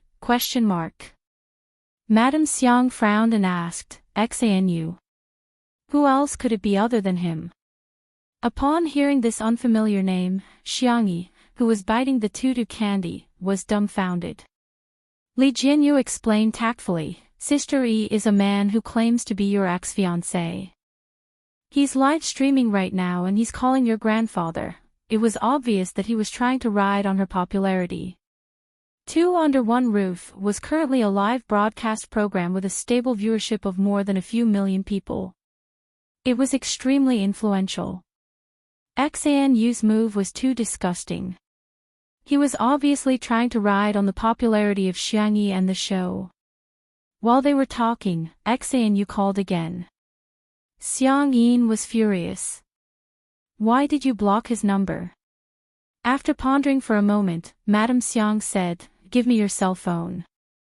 Xiang Yi's grandfather was puzzled, but out of the habit of loving his wife for many years, his hand reacted before his brain could as he handed the phone to her. Old Mrs. Xiang pressed the answer button and said gracefully and composedly, Mr. Xian, what can I do for you? Chapter 378. On the other end of the line, Xian didn't expect someone to pick up at all. He was flustered for a few seconds before pretending to be familiar with her. Hello, Grandma, I'm Xian. How have you and Grandpa been lately? Xiang Yin flew into a rage. This shameless bastard, how dare he mention that? If it weren't for him, would old Mrs. Xiang have fainted from anger? However, the netizens felt that this ex-fiancé was quite polite. Hence, there were even more comments directed at Xiangyi. Many people's jealousy could be felt through the screen. To be honest, this middle-aged man is good-looking, has a successful career, and is polite too. He's more than enough to be a good match for Vase Fairy. In my opinion, with his qualities, he can get any woman he wants. Xiangyi is just an actress, how can she have the cheek to be picky? TSK, she has such high standards. I think she's just a scheming woman who looks harmless on the surface. If she wasn't picky, how could she be a couple with Shui now? Madame Xiang said calmly, your grandpa and I are doing well. XANU, how about you? Are your legs okay? On the other end of the line, XANU choked. His dark history from back then surfaced uncontrollably. He had indeed been to the Xiang family home before. Although he knew that Xiangyi had ulterior motives, he still harbored evil intentions and tried to make things happen. Unfortunately, as soon as he locked the door, it was kicked open. Coincidentally, it was the day of the Xiang family's family gathering and Xiangyi's four brothers were all there, hence, XANU was later hospitalized for 3 months. Having been hit where it hurt, XANU said in a stiff tone with a trace of awkwardness on his face, Grandma, I actually have something to say to Xiangyi. I wonder if you can give me her contact number. The person in charge of the tabloid media had taught him that. If Madame Xiang refused, he would ask if it was because he was afraid that Xiangyi still had feelings for him. When the time came, he would definitely make the headlines. To his surprise, Madame Xiang said leisurely, if you have something to say it in person. XANU was stunned. I'll send you the address. That's all for now. Madame Xiang's attitude was gentle but firm. Then she hung up the phone. Everyone was dumbfounded. Only Madame Xiang seemed to be the most independent and clear-headed person. Her smile was kind, but her words were poisonous. Since he wants to broadcast live, let's satisfy him. Instead of blocking his mouth, let's listen to what he has to say. Netizens, ? Sameo Guz, your parents have gone to heaven was probably inherited from you, Grandma. Xiangyi nodded in agreement. Grandma, what you said makes sense. Madame Xiang gently rubbed her granddaughter's face. Don't be afraid. Grandpa and Grandma will protect our good tutu. Xiang Yin was just about to show off his crutches when he heard Madame Xiang say, Old man, bring me my whip. Li Jinyu got a great shock and hurriedly persuaded, Grandma, we're still in the middle of a live stream, we can't have any violent or bloody scenes. Madame Xiang smiled and said, Why would I? I'm teaching my good tutu how to hit a spinning top. The netizens were dumbfounded. Isn't there something wrong with this? Xanu initially refused to go to the manor. After all, he was worried about his leg. However, under the instigation of the tabloid media, he still made up his mind to go. When he arrived at the manor, the scene in front of him made him dumbfounded. The gray-haired old Mrs. Xiang forcefully whipped the spinning top, creating a thunderous sound in the air. Xanu's legs immediately turned to jelly. Chapter 379. However, Madame Xiang even took the opportunity to explain to everyone elegantly while whipping the whip. Spinning top is an ancient and traditional game. It's a good way to exercise for the elderly. The harder you hit the whip, the faster the spinning top. Glancing at Xanu who had rushed over, Madame Xiang said smilingly, "There's another saying among the people, it's called, whipping the wretched." Xanu shuddered. The netizens were appalled. "Spinning top, why did you hit me?" Aggrieved. JPG, I suspect that Madame Xiang is hinting at Xanu. That's probably an elegant and vicious tongue. Is Xanu trembling? No way, right? Is he that cowardly? Ha, damned old woman, you're taking advantage of your seniority. It's your granddaughter's blessing that he fancies her. If you're sick, get it treated. Our sister E is loved by all. There are plenty of puppies and puppies who adore her. Who cares about such a greasy old man? Sure sway, old man. Thank you, I'm offended. In the live stream, some people were making jokes, some were arguing, and some were being silly. The number of viewers skyrocketed and the pop-up comments were also increasing at a speed visible to the naked eye. The entire screen was densely filled. How is it? Have you learned it? Madame Xiang looked at Xiangyi. The girl said with uncertainty, "Shall I try?" Madame Xiang then handed the whip to her. Xiangyi moved her wrist and tried to swing it twice to get a feel for it. He didn't know what material Madame Xiang's whip was made of. Just by swinging it in the air, the whip cut through the air with a crackling sound. With a whip of the spinning top, the movement was doubled. Xanu was speechless. He suspected that he would die on the spot if the whip were to land on him. Xanu put on a fake smile and took the initiative to greet, "Hello, Grandpa and Grandma." He even nodded at the crew of the program and said, "Hello everyone, you've worked hard." He had specially changed into a silver-gray suit and combed his hair back, making him look rather handsome. Hearing this, Xiang Yi turned her little face to look at him. The girl's skin was so white that it seemed to glow. After taking care of her body for a while, she had become slightly rounder. Her face looked full of collagen, and her nearsightedness had also improved. She could be said to be beautiful and charming. The most amazing thing about her was her calm and gentle temperament. It was as if no matter how noisy her surroundings were, it would not affect her. Xanu's heart began to itch. He felt that Xiangyi was even more beautiful than before. If she continued to pester him, he might agree to go out with her. At most, he would just kick her away when he got tired of sleeping with her. Just as this thought flashed through his mind, a cold gaze suddenly locked onto him. When he met Sher Sui's dark and dangerous gaze, Xanu broke out in cold sweat and didn't dare to look at her again. "Mr. Xan," Xiangyi said faintly. Hearing her clear voice, Xanu refused to give up and leaned forward greedily. "Xiangyi, long time no see, did you miss me?" Xiangyi took a step back without a trace and distanced herself from him. "I heard that you have something to say to me." When he got closer, he seemed to be able to smell the faint fragrance of her hair. Xanu took a sniff greedily and said, "It's not impossible for me to marry you, but I have a condition." Xiangyi was confused. Although she had many questions in her heart, she still maintained her social etiquette.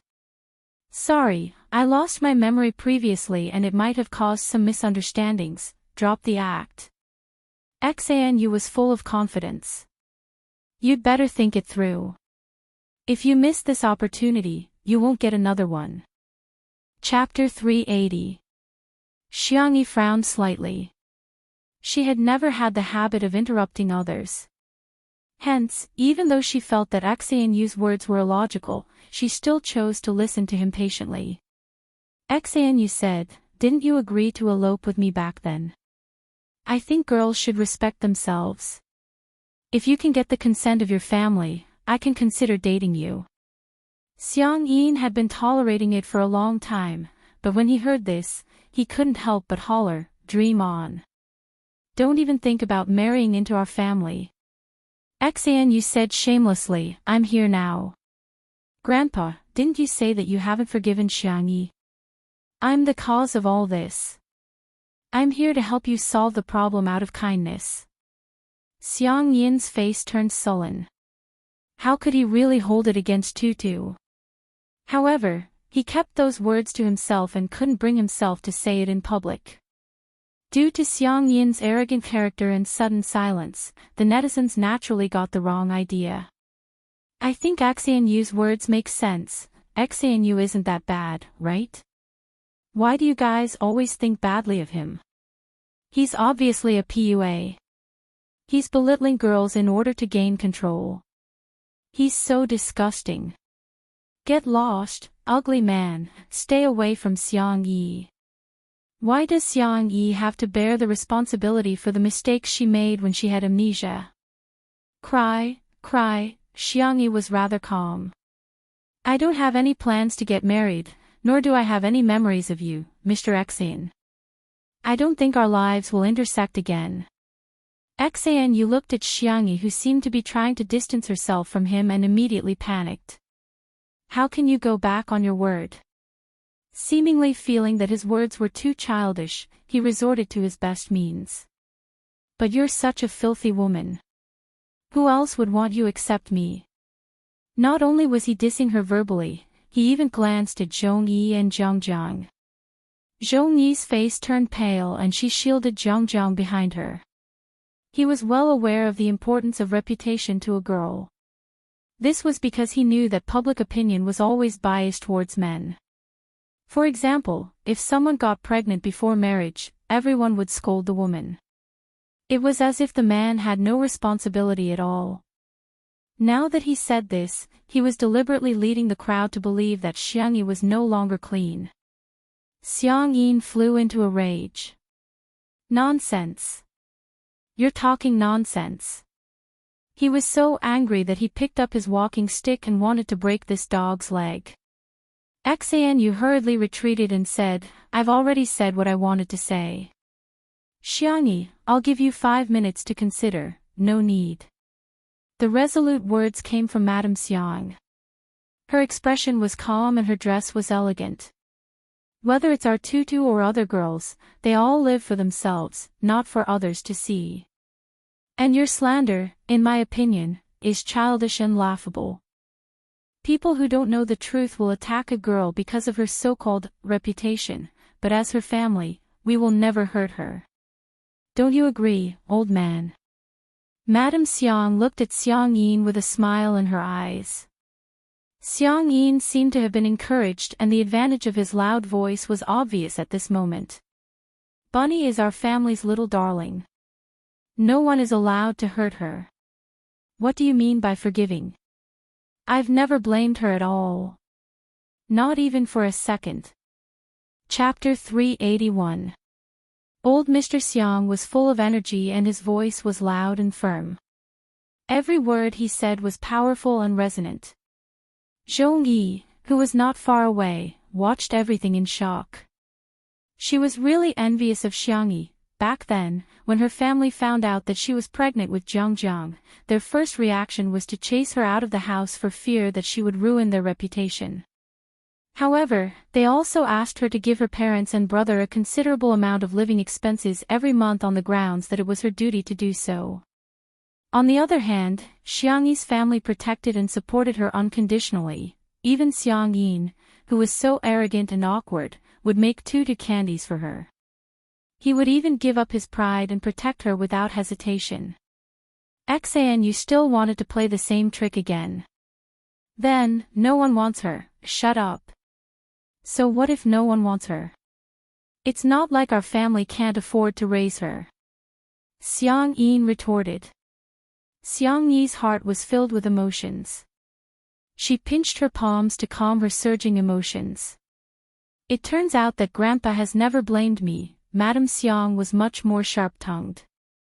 Is the standard to judge a girl by what you call, no one wants her? Come on, the Qing dynasty died a long time ago and arranged marriages have long ended. Even an old woman like me knows that marriage is free in the new era. Don't tell me you don't even know that.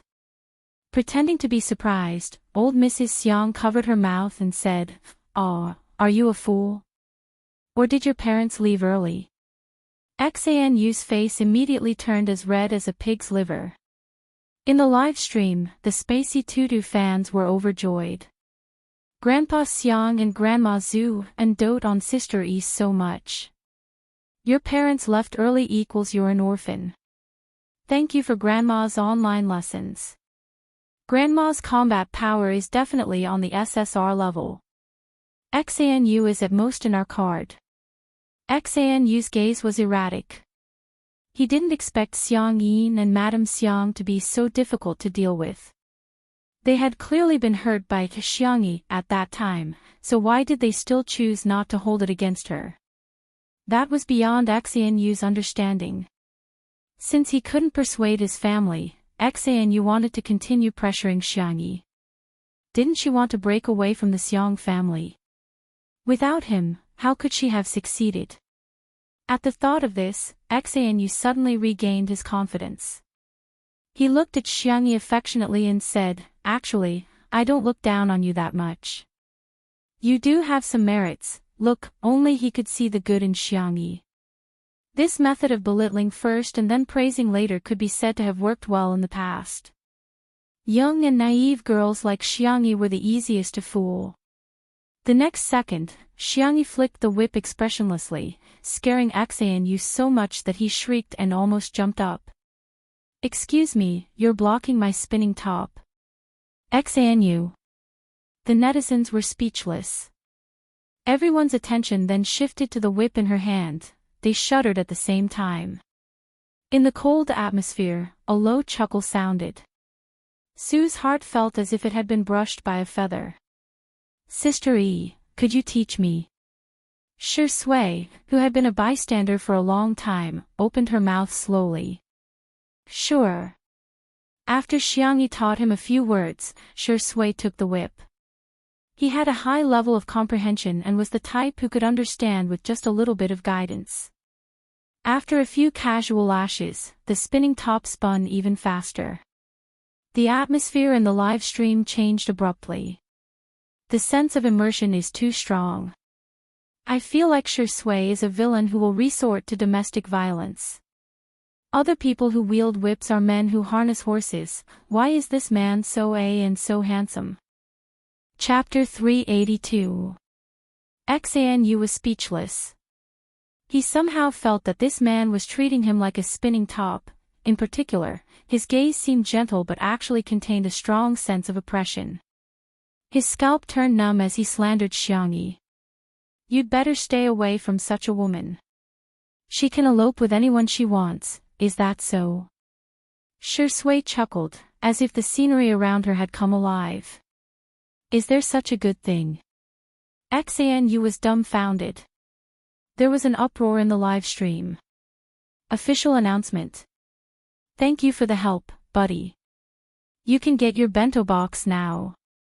"Oh, don't laugh like that, who can stand it? Attacking and belittling women is not a gentleman's behavior. It doesn't make you look noble." Shi Sui said unhurriedly, "If you can't even show respect, I'm very suspicious of your real purpose for coming here to look for Sister Yi." There were some things that everyone was well aware of, but they just didn't say it out loud. Shi Sui, on the other hand, exposed Xanu's ugly and dirty thoughts. Xanu was immediately embarrassed. I came to look for her because she said that she wanted to marry me and even pestered me, so? Do you like her?" "Of course not, but after all, she's been pestering me." Xanu began to spout nonsense under Shi Sui's intimidating aura. Shui nodded slightly with a clear expression.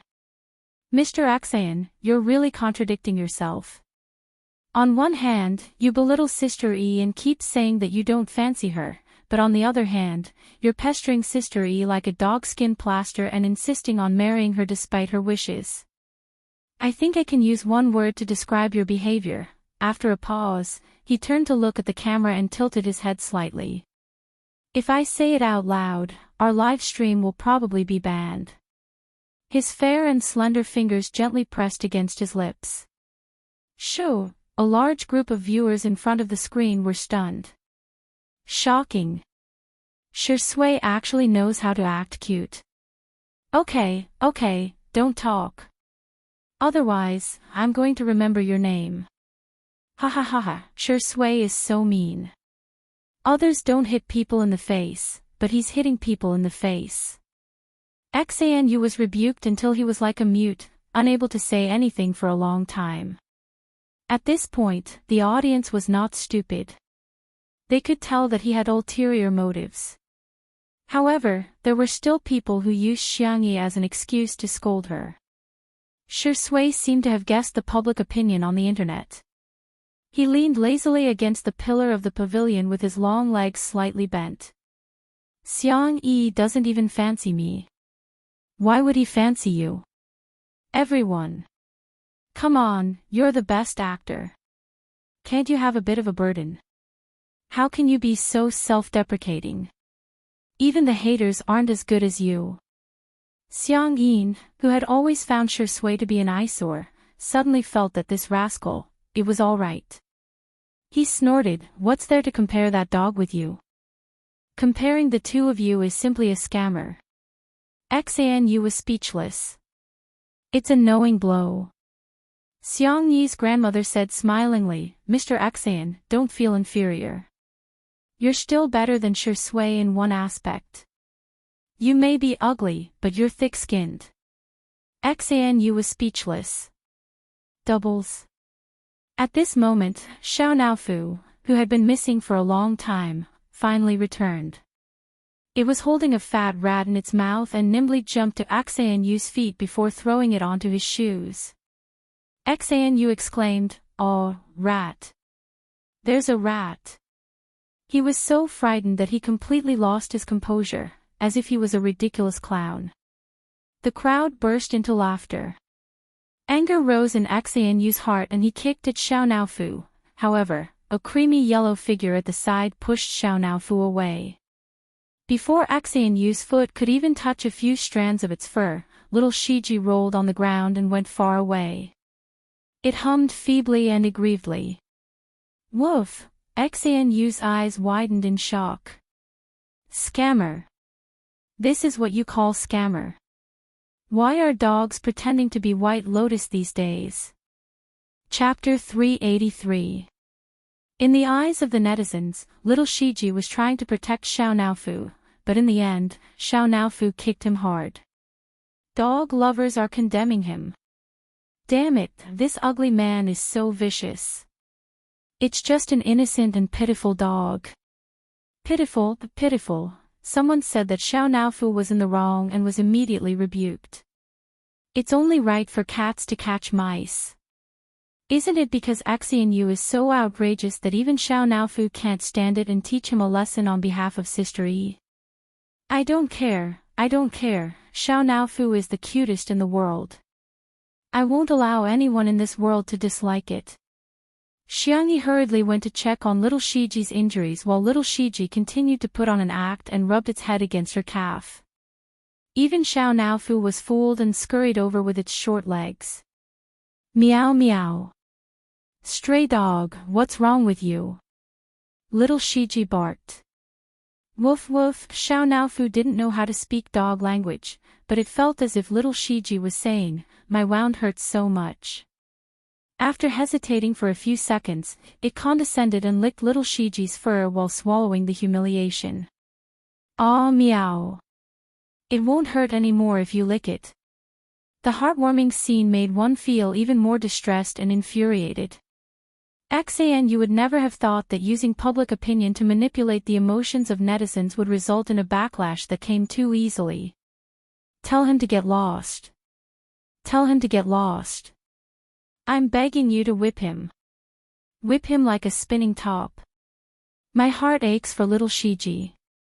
Xiao Naofu must be blaming itself too. U1S1 Xiao Naofu is so nice. Xiao Naofu has taken the initiative to lick little Shiji's fur. In the animal world, that's a sign of goodwill and affection. Xiangyi looked up with an icy cold gaze. When he met her gaze, Xanyu's heart trembled as he felt that the Xiangyi in front of him was extremely unfamiliar. She had changed from a vain and pompous girl who had her thoughts written all over her face to an existence that he dared not look at. I didn't kick it on purpose. Xanyu broke out in cold sweat and continued, besides, it's just a beast. So what if I kicked it? How can a beast compare to a human? Xiangyi nodded. You're right. Xanyu heaved a sigh of relief. Seems like this woman still cares about me. In the next second, Xiangyi said indifferently, you're a human. Xanyu. The live stream. Even the staff at the scene were dumbfounded. F*CK, so Sister E knows how to insult people too. Shui answered lazily, calling him a beast seems to be an insult to the word beast. Xiangyi sneered. Is he worthy? The two of them sang the same tune and cooperated seamlessly. The lethality of their attacks was off the charts. Xanyu's face was extremely sullen, but he didn't know how to refute. You're human. You've added more insults to your vocabulary. Shui and Sister E have such great chemistry. They're like parents protecting their children. Turns out Sister E has a temper too. She's so adorable when she's so fierce. I want to rub her. Mr. Axion, take care. I won't see you off. Madame Xiang adjusted her shawl gracefully. Xanyu bluffed. Xiangyi, I'm leaving. Don't regret it. Xiangyi rubbed the back of little Shiji's neck, got up, and walked towards him step by step. Xanyu was nervous and expectant as his heart pounded rapidly. That beautiful and fair face was getting closer and closer to him, whoosh. Xiangyi grabbed his collar and lifted him up with one hand while Xanyu's feet were suspended in the air with a horrified expression. She raised her eyebrows gently, seemingly giving him a gift. You can get out. Chapter 384. There was a few seconds of silence in the live stream before the pop-up comments flooded the screen. Picking up a grown man with one hand. I was wrong, I shouldn't have called her sister. Sister, are you a sniper? I'm sorry, I've betrayed you. Why is it inappropriate? From now on, I'm your loyal fan. Xanyu was scared out of his wits and in a moment of desperation, he turned to Madame Xiang, who seemed to be the easiest to talk to. Grandma. Take care of your granddaughter. She's not behaving like a girl at all. Madame Xiang blinked and asked, Old man, did you see anything? Xiang Yin answered calmly, I'm old and my eyesight is poor. I didn't see anything. Shui even applauded and exclaimed, Wow, Sister E is so impressive. Zhongyi didn't say anything and simply covered Jiang's eyes calmly. Xanyu was dumbfounded. What kind of people is this family? Xiangyi carried him a few meters away with a straight face before throwing him out and slamming the small wooden door of the garden that led to the manor. Don't bother me again. Otherwise, you'll have to bear the consequences. Xiangyi had always been a good-tempered person, but that didn't mean that she didn't have a temper. Xanyu was so frightened that he peed his pants and stumbled out. The photographer, old Zhang, even gave him a close-up shot and recorded his disheveled back view. The spacey tutu girls felt extremely relieved. That's the right way to treat scumbags. Reason is for humans, scumbags don't count as humans. There's no need to reason with them. Xiangyi took a deep breath, calmed herself down, and carried little Shiji back to the living room. Xiao Naofu's footsteps were light and it carried little Shiji's kennel into its luxurious cat mansion before her. Meow. Meow meow. Humph, stinky dog, I'm not being nice to you. It's just, the mansion is too big. I'm just letting you have a little space. Xiangyi's eyes were filled with warmth. Xiao Naofu, you've grown up. Xiao Naofu looked away, feeling a little embarrassed. After placing little Shiji in the kennel, she raised her hand and stroked the dog for a while. Xiao Naofu suddenly became envious again. It aggrievedly snuggled up to Xiangyi's hand and rubbed itself against her like a spoiled little kitten. Meow. You're not allowed to touch the dog. You can only touch this hoo-hoo. You are really a little troublemaker. Xiangyi's tone was helpless and doting, but she gave Xiao Naofu a full massage. Rubbing the back of its neck and pinching its ears, the kitten soon couldn't take it anymore. It was so comfortable that it relaxed. It took the initiative to approach Xiangyi, wanting to kiss her. Xiangyi remembered its heroic posture of catching the mouse just now and was very moved. Then, she covered its mouth. Cough, you can only kiss after brushing your teeth. Xiao Naofu instantly showed a heartbroken expression. Meow, meow, meow. This damned stupid woman actually dared to despise this handsome hoo-hoo. The netizens in the live stream were dying of laughter. Xiao Naofu, it was a mistake after all, Shi Sui. This is a lesson, remember it. You can only kiss after brushing your teeth. Under Xiao Naofu's heartless gaze, Xiangyi's heart softened again. She coaxed softly, shall we kiss on the forehead then? Humph. It humphed in a childish voice. Xiangyi leaned forward, her hair cascading down, and her cherry-colored lips pouted slightly. There was a soft, pop sound, but it didn't land on the kitten's forehead. Instead, it landed on the back of the man's fair and slender hand. It was Shi Sui, who had placed her hand between Xiao Naofu and her lips.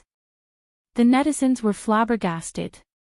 Shi Sui is the most shameless of the family of four. Chapter 385. He did it with his own hands. That means he kissed her on the lips. Hey, aren't you going a little overboard by rounding things off? Ha ha ha, Xiao Naofu's expression is so funny, cat. JPG, even Xiangyi was dumbfounded, let alone the netizens. The calmest person was none other than Shi Sui. Shi Sui's long and narrow eyes curved in joy, but he said righteously, Sister E, you're taking advantage of Xiao Naofu so openly. It won't be able to find a girlfriend. Xiangyi. Xiao Naofu. The netizens. Li Jinyu's mouth twitched. Daddy sure, although Xiao Naofu and little Shiji are not humans, you're a dog. Wan Qing's eyes were full of smiles, as if she had seen through something. Xiangyi took a few seconds to react. She retreated slightly and put some distance between her lips and the back of his hand. She asked softly, what are you going to do then? Shi Sui chuckled and asked, why? Are you disgusted with me? I'm not, don't spout nonsense. Shi Sui began to sigh and said, actually, I think what that man said just now makes sense. No one will want an unclean boy. Xiangyi panicked and exclaimed, no. Don't listen to his nonsense. Don't take the words of annoying people to heart. You're not an unwanted kid. Shi Sui pinched her face and teased, I'm 7 years older than you, how dare you call me a kid? Xiangyi said. Big friend. The interaction between the two made countless netizens smile in front of their screens. I'm shedding tears of envy. Lonely, lonely, lonely, lonely, lonely. I have a feeling that Shi Sui's subtext is, if I'm unclean, you have to be responsible for me. Xiangyi, you're such a silly child. This dog of a man is tricking you. Why are you so silly and sweet in front of him? Xiao Naofu meowed angrily. It wanted to scratch Shi Sui, but it was afraid of being taken away for sterilization, so it could only bark at him a few times. Little Shiji's black eyes were moist as he curled his tail around Xiao Naofu's and pulled the little kitten into his arms. Fortunately, the kennel was big enough and the kitten was small, so it was not crowded when they slept together. Xiao Naofu was both aggrieved and angry, its little paws pounding on the soft kennel. Little Shiji licked its fur patiently, not annoyed even after being kicked by Xiao Naofu. Only then did Xiang Yi realize that their conversation was slightly ambiguous, and the atmosphere was strange. She looked at the clock on the wall and coughed. "It's 8:00. Why don't we watch TV?" Shi Sui always listened to her. "Okay." The netizens in the live stream room were speechless. Forget about the previous hashtag "I'm watching a live stream" hashtag, but now hashtag "I'm watching a variety show" hashtag. Xiang Yi went to turn on the TV while her grandparents, Zhong Yi and Jiang Jiang, came over one after another. The opening was a cartoon version of Xiang Yi and Shi Sui planting flowers and vegetables, fishing, and catching pigs. Jiang Jiang watched with rapt attention. Wow! The production team was stunned for a while before realizing that Xiang Yi's unintentional actions were actually good publicity. Their live stream had such high traffic, it would be a waste not to use it. Hence, Li Jinyu frantically began to advertise in the voiceover. Dear viewers, please stay tuned to Nanjing Satellite TV's Two Under One Roof. Those who have a TV, please support the broadcast. Those who don't, please download Nanjing TV. While he was speaking, the show began.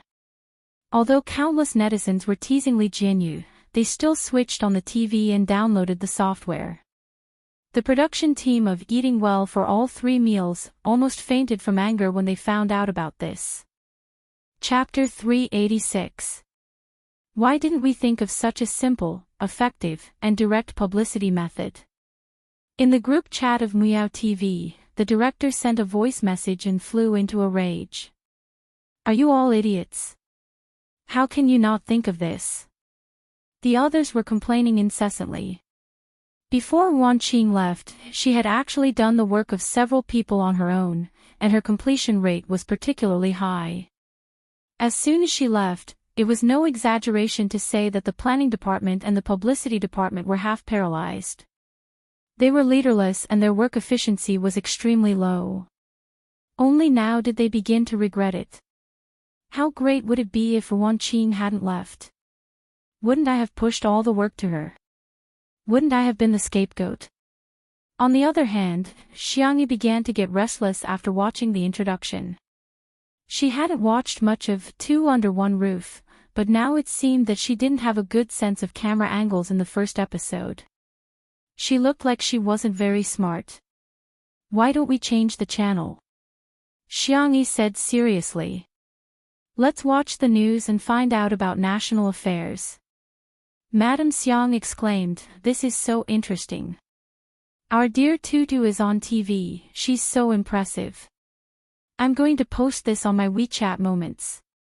Xiang Yin said, listen to your grandma. Xiang Yi said. Okay. The netizens were appalled.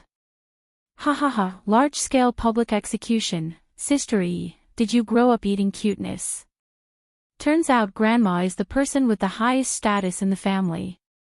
The first episode was edited by Li Jinyu himself, and the title was, The Most Valuable Thing in Life is Friends. There were two main plots, one of which was between Shi Sui and Director Yen. Director Yen was both Shi Sui's talent scout and a good friend of Shi Sui's. When old friends reunited, this plot was heartwarming. When they talked about the past, there were also plenty of old songs that could make the audience think of their good friends in a comfortable atmosphere. The other plot was between Xiang Yi and Yan Nai. At first, Yan Nai was hostile towards Xiang Yi, but soon, he vividly displayed what it meant to be sweet. This plot was a lot more interesting. The scene where Xiang Yi reconciled with the father and son was also very contagious. Although it was about daily life, the pace of the editing was very tight. After an hour and a half, it made people feel that it was not enough. This variety show was too interesting. What? The second episode will only be broadcasted next week. Many people beat their chests and stamped their feet. In the end, they found out that this was actually a live broadcast program. In an instant, many new viewers who had been attracted by television flooded into the live broadcast room. The director's room was filled with all sorts of equipment and instruments. Lee Jianyu and the others refreshed the online version's views. 160 million. The production team! It exploded. This was an explosive number. Soon, Wan Qing went out to answer a call. When she returned, she said calmly, "The viewership ratings are out." "How much?" Li Jianyu was the first to ask. He grabbed his hair again. Don't tell me. I don't dare to listen. Although the online version's numbers were good, if the viewership ratings were too low, he would still feel frustrated. Wan Qing smiled. It is indeed an unbelievable number. I'm not listening. Wan Qing ignored him and said to the crowd, "The average viewership rating is 2.18 and the highest is 2.46. All of a sudden, there were cheers in the small room. At the same time, Miao TV had also received the news. The viewership ratings for the premiere of Eating Well for All 3 Meals yesterday were the highest at 1.8, but later on, the average viewership ratings dropped to about 1.6. Meanwhile, the viewership ratings for Two Under One Roof had exceeded 2. This was like rubbing them against the ground. Chapter 387. Moreover, Eating Well for All 3 Meals had a high viewership rating in the first few minutes of the broadcast, but it gradually decreased later on. On the other hand, Two Under One Roof was steadily increasing in viewership. Several famous scenes such as Crayfish Out of the Pot, Yan Nai Smells Delicious, and Xiangyi Plays the Sanxian had reached a peak in viewership ratings. Even at the end of the credits, the viewership ratings were still astonishingly high. Using the word "pang" and "beat" to describe it was the most appropriate. There were more than a dozen trending topics on Weibo, gossip forums, and WeChat moments. Countless people finally realized Two Under One Roof was not just the first live-streamed variety show. It was likely to become the most popular variety show in the country this summer. In the small room, Li Jianyu's cell phone was almost exploding with calls from brands who wanted to invest in the show. Fortunately, Wan Qing was already prepared. She transferred his number to her 2 assistant cell phones, thus giving her some time to relax. Li Jianyu smiled foolishly like a landlord's son and said, "It feels so good to have a sugar daddy chasing after me and vying to give me money. It's like a free lunch falling from the sky, right into my mouth." Wan Qing said, "You're too familiar with calling me daddy." Li Jianyu said righteously, "I'm your daddy if I give you money." Hearing this, Wan Qing took out a bill from her bag and slapped it on Li Jianyu's palm. She smiled and said, "Call me daddy." Li Jianyu said shyly, I'm so embarrassed." "Give it back to me then," Wan Qing said, pretending to take the money back. Li Jianyu immediately corrected himself, "Daddy Wan. You have to keep your word." Wan Qing touched her chin and said, "So that's how it feels. Call me daddy again." "Indeed, it feels pretty good. Do I have to call you daddy just because you want me to?" "That'll be another price," Li Jianyu said seriously. Wan Qing was speechless. It was getting late at night. Xiang Yi and Madame Xiang had a regular routine and the two of them went to rest early. Jiang kept rubbing her eyes. After Zhong Yi helped her wash up, she couldn't fall asleep and thus returned to the living room. By the floor-to-ceiling window, Shi Sui was reading a book. The warm light blended a warm glaze on his handsome face, softening the contours of his whole person. He was completely different from the sharp and paranoid state he had been in during the filming of the movie. Xiangyi was brushing Xiao Naofu's teeth. After carefully brushing his teeth twice, the little cat was already sleepy and was properly placed into a soft and fluffy cat bed. "Good night, Xiao Naofu." Little Shiji licked her palm while Xiangyi rubbed the Shiba Inu's head. "Good night, little Shiji." Zhongyi looked at her in surprise. She seemed to understand why Shui treated Xiangyi differently. The most irresistible thing in this world was gentleness. "Senior Zhong." Xiangyi saw her and took the initiative to greet her. "Do you want to eat supper?" The audience, who thought that the live stream was about to end, suddenly wailed. "Stop. Stop it. Gain 3 pounds every time you live stream, Sister E. Are you hungry? Do you want to eat? Do you want supper? Little Vase, do you see that man by the window? Can't you go and get lovey-dovey with him? All you do is cook all day long. I'm so angry." Zhongyi was stunned for a moment and somehow relaxed. "Do you have wine?" Shui, who was reading, glanced over casually. A certain drunkard's eyes lit up. "Yes, yes." A few minutes later, Xiangyi happily came out of the kitchen with shredded squid and some side dishes. Shui was waiting at the door. He looked at her with a smirk. Chapter 388. Seeing him, Xiangyi inexplicably felt a little guilty. "Sister E, are you going to drink with someone?" Shui asked calmly. Xiangyi knew that he couldn't drink today because he had work the next morning. She tried to figure out what he was thinking. "Are you jealous of us?" The netizens were dumbfounded. "Sister E, what kind of dangerous statement is that? Ha ha ha ha, what kind of cutie is this? Ha! Pretty sister x pretty sister. That seems a little fun." Shui looked a little helpless. "You." He sighed. "Drink less." Okay. Xiangyi took a few steps out with the tray and suddenly thought of something. She turned around and said, "There's still a lot of wine in the cellar, I'll treat you to some next time." Shui chuckled and said, "Okay, I'll remember that." Zhongyi realized that Xiangyi had suddenly become enthusiastic. After being in the entertainment industry for so many years, she had already developed an astute mind and it wasn't difficult for her to guess the reason for Xiangyi's change in attitude. It turned out that she liked drinking. "Senior, try this shredded squid.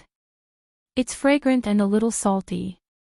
It's also very chewy and slightly springy." Just listening to her description made Zhongyi salivate. She maintained the elegance and restraint of a female celebrity and only put a thin strand of squid into her mouth. "It's actually so delicious." Xiangyi began to recommend something else to her.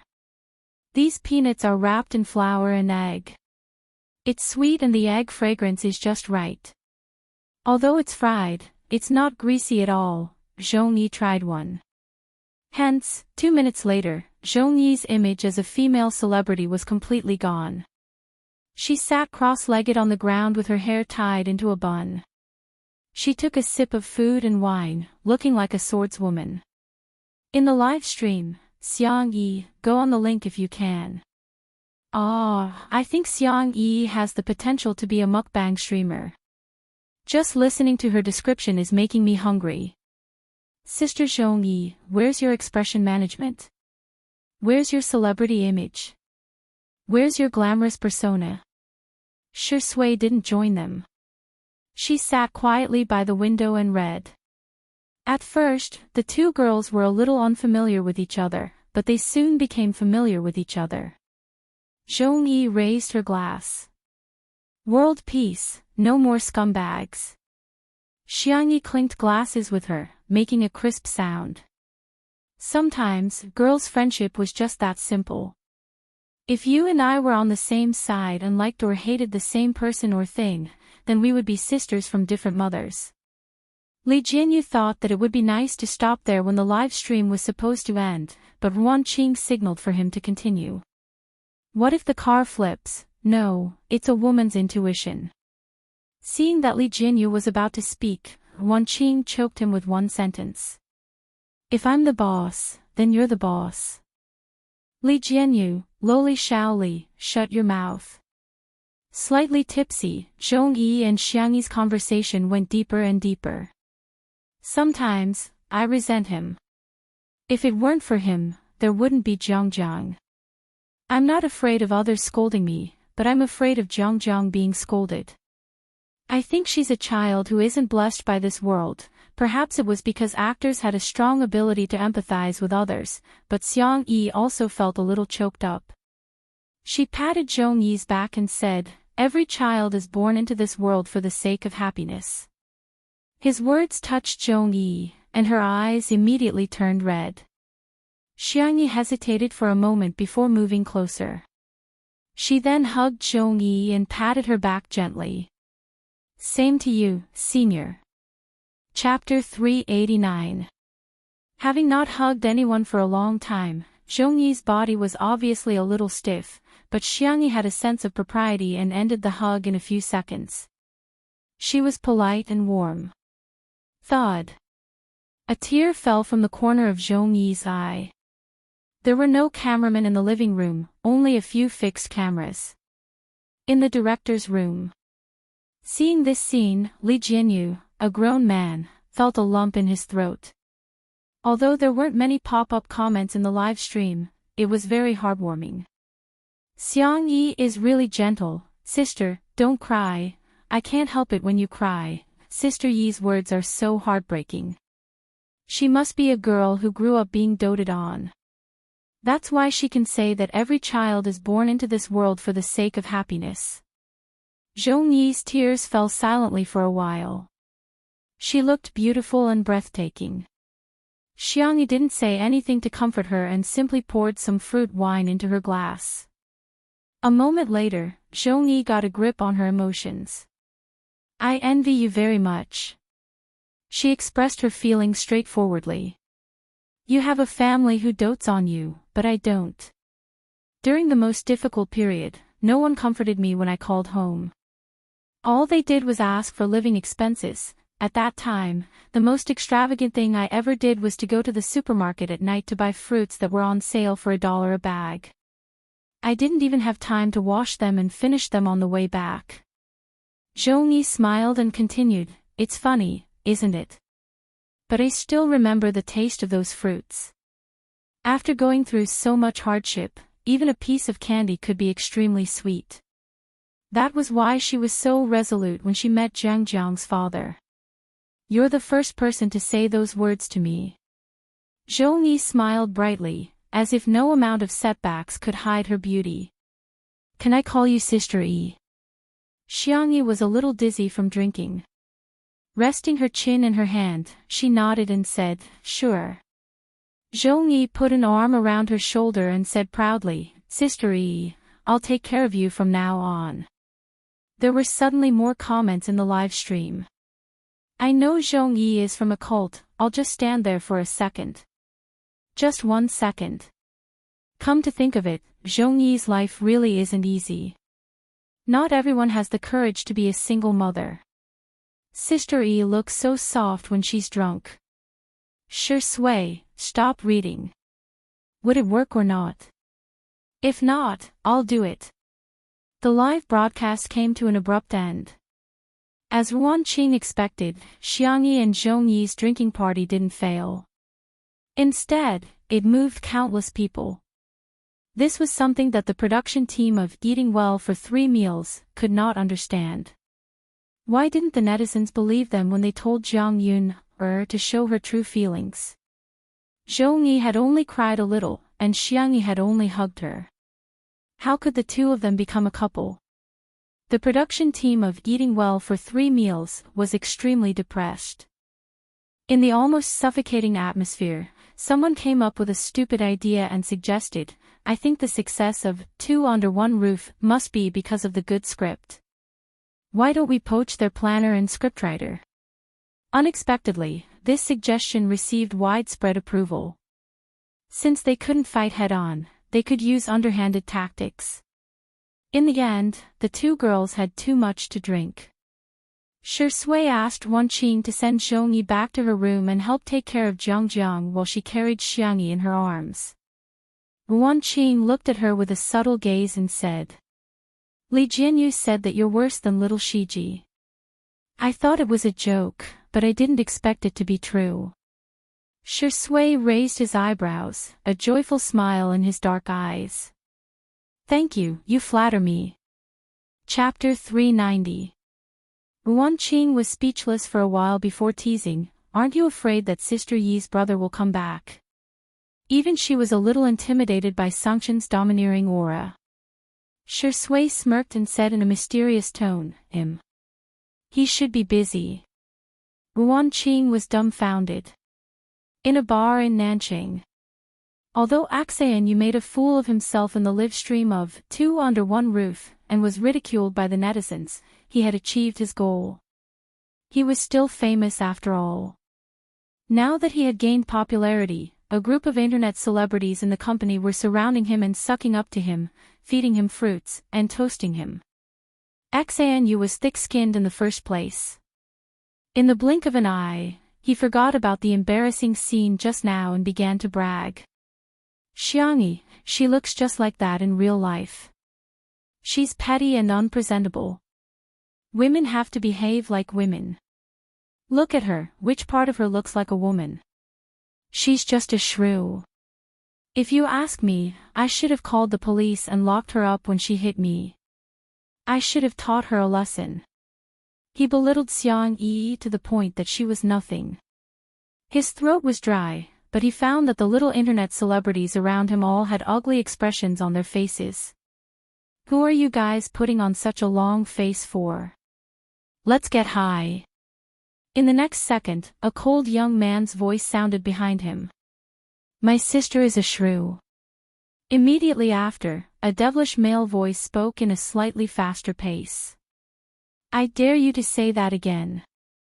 Axayan felt a chill down his spine and his heart trembled. However, he heard two more voices one after another. The gentle voice asked, "Do you think our tutu is a pushover?" The cold and aloof voice asked, "How do you want to die?" Axayan turned his neck stiffly and saw a row of tall and slender figures behind him. His vision immediately turned dark. "Hello, brothers." Axayan smiled and said obsequiously, "I'm Axayan. Xiangyi likes me a lot. Have you forgotten?" She was still crying and rolling on the ground, saying that she wants to marry me. He was eager to use Xiangyi as a rescue, but little did he know that he ended up angering Xiangyi's brothers. Xiangyu grabbed his collar and pulled him up. "You're not fit to mention her name." Back then, Axayan harbored evil intentions towards his sister at the Xiang family's old residence. If they hadn't been at home that day, who knew what would have happened? At the thought of it, Xiang uses brothers, and he was about to punch him. However, Xiang Qi stopped him. "Xiang Yu, let go." Xiang Li adjusted his glasses and calmly said, "Old four, you're about to compete. Don't cause trouble." Xiang Chen was much more direct. "Go away. You're too weak." The despised Xiangyi, right, he, now you know you're wrong. Xiang Qi grinned, his phoenix eyes filled with mischief.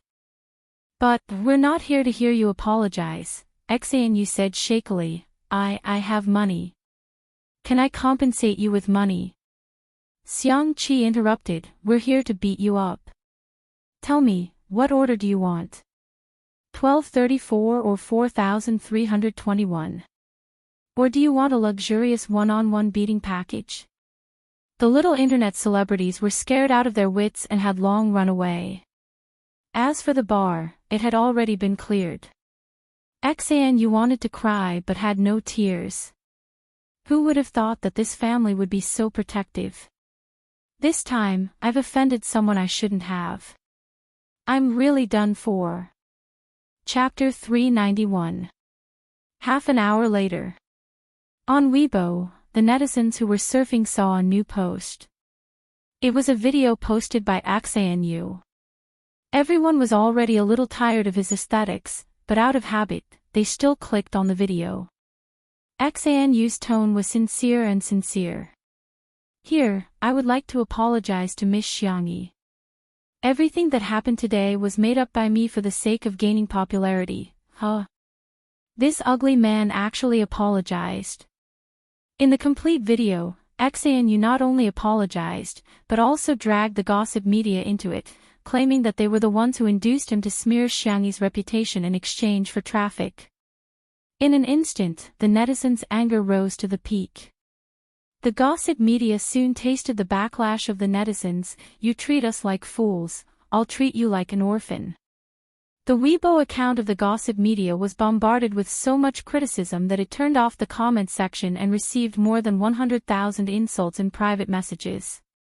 In the end, they had no choice but to expose the informant. Qin Wanyan thought that she had done it flawlessly. She used a smurf account and even got someone to change the IP address. However, her smurf account shared a few daily updates and the sharp-eyed netizens managed to figure out that it was her smurf account from the reflection of a bracelet and half of her face in the sunglasses in a photo. The overwhelming news flooded her Weibo account. Qin Wanyan was extremely anxious and called her manager, who comforted her impatiently and hung up without saying anything about public relations. When she called again for the second time, it was obvious that no one answered. Qin Wanyan was terrified to the extreme and she didn't dare to look at her cell phone at all. Every time she saw those vicious comments, her body would tremble. She would never have thought that those people who were scolding Xiangyi would come to scold her. Not long after, Tomato Entertainment released an announcement. Although Xiangyi was the boss in name, she didn't have much energy to manage it for the time being. Her uncle, Xiang Feng, had hired a professional manager for her and he was personally in charge. Seeing that his artiste was exposed to such a scandal, he immediately terminated the contract with Qin Wanyan. In addition to having to face a huge amount of compensation, Qin Wanyan's reputation in the industry was also ruined and no major company would be willing to sign her. Qin Wanyan, who was at her wit's end, suddenly thought of someone. Maybe he can help me. Sanction kicked Yu away with his long legs and adjusted his tie. His black suit outlined the perfect contours of his body and he exuded a strong sense of oppression that was hard to ignore.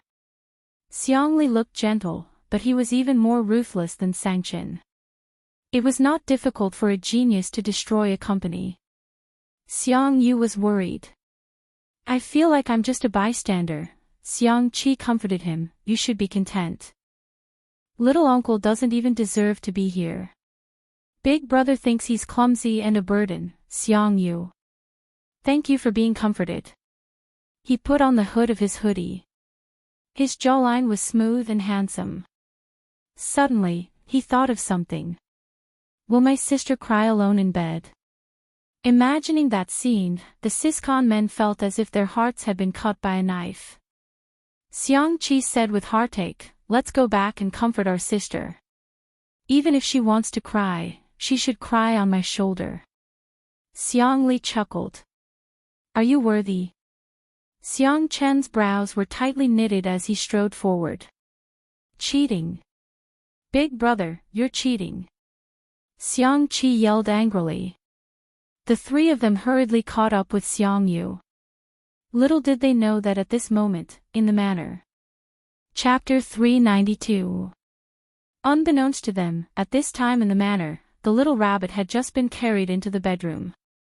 Xiangyi's alcohol tolerance was excellent, and she didn't make a fuss when drunk.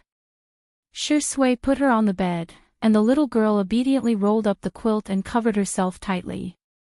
Shi Sui couldn't help but laugh and raised his hand to pinch her little face. You're really worrisome. Meow meow meow. Xiao Naofu woke up from its sleep and saw Shi Sui carrying the stupid woman back to the room. It hurriedly ran in, stopped at Shui's feet, and roared fiercely at him. Shui lowered his eyes and indifferently said, "Go back to your cat's nest and sleep." Xiao Naofu, meow. Meow meow. Don't think this Huhu doesn't understand. You just want to trick me away and then do this to the stupid woman. It clung to the edge of the bed, and with great difficulty, it jumped up and sat on Xiangyi's pillow with a posture that said, "This Huhu is not leaving today." Xiangyi was awakened by the noise and opened her eyes in a daze. The figure of the little cat appeared in her vision, and she habitually hugged it in her arms. "All of you, Xiao Naofu," Ohid raised its chin provocatively at Shui. "Humph. See that? This Huhu is the rightful wife. This is the Huhu that the stupid woman loves the most." Xiao Naofu's tail swayed gently, curling around her fingers, and rubbing its head against Xiangyi's soft skin under her collarbone. It coquettishly said, "Meow meow," as Xiangyi closed her eyes again and gently coaxed, "All of you be good." Shui's long and narrow eyes narrowed dangerously, and he sneered. "Want to be sterilized?" Xiao Naofu trembled in fear.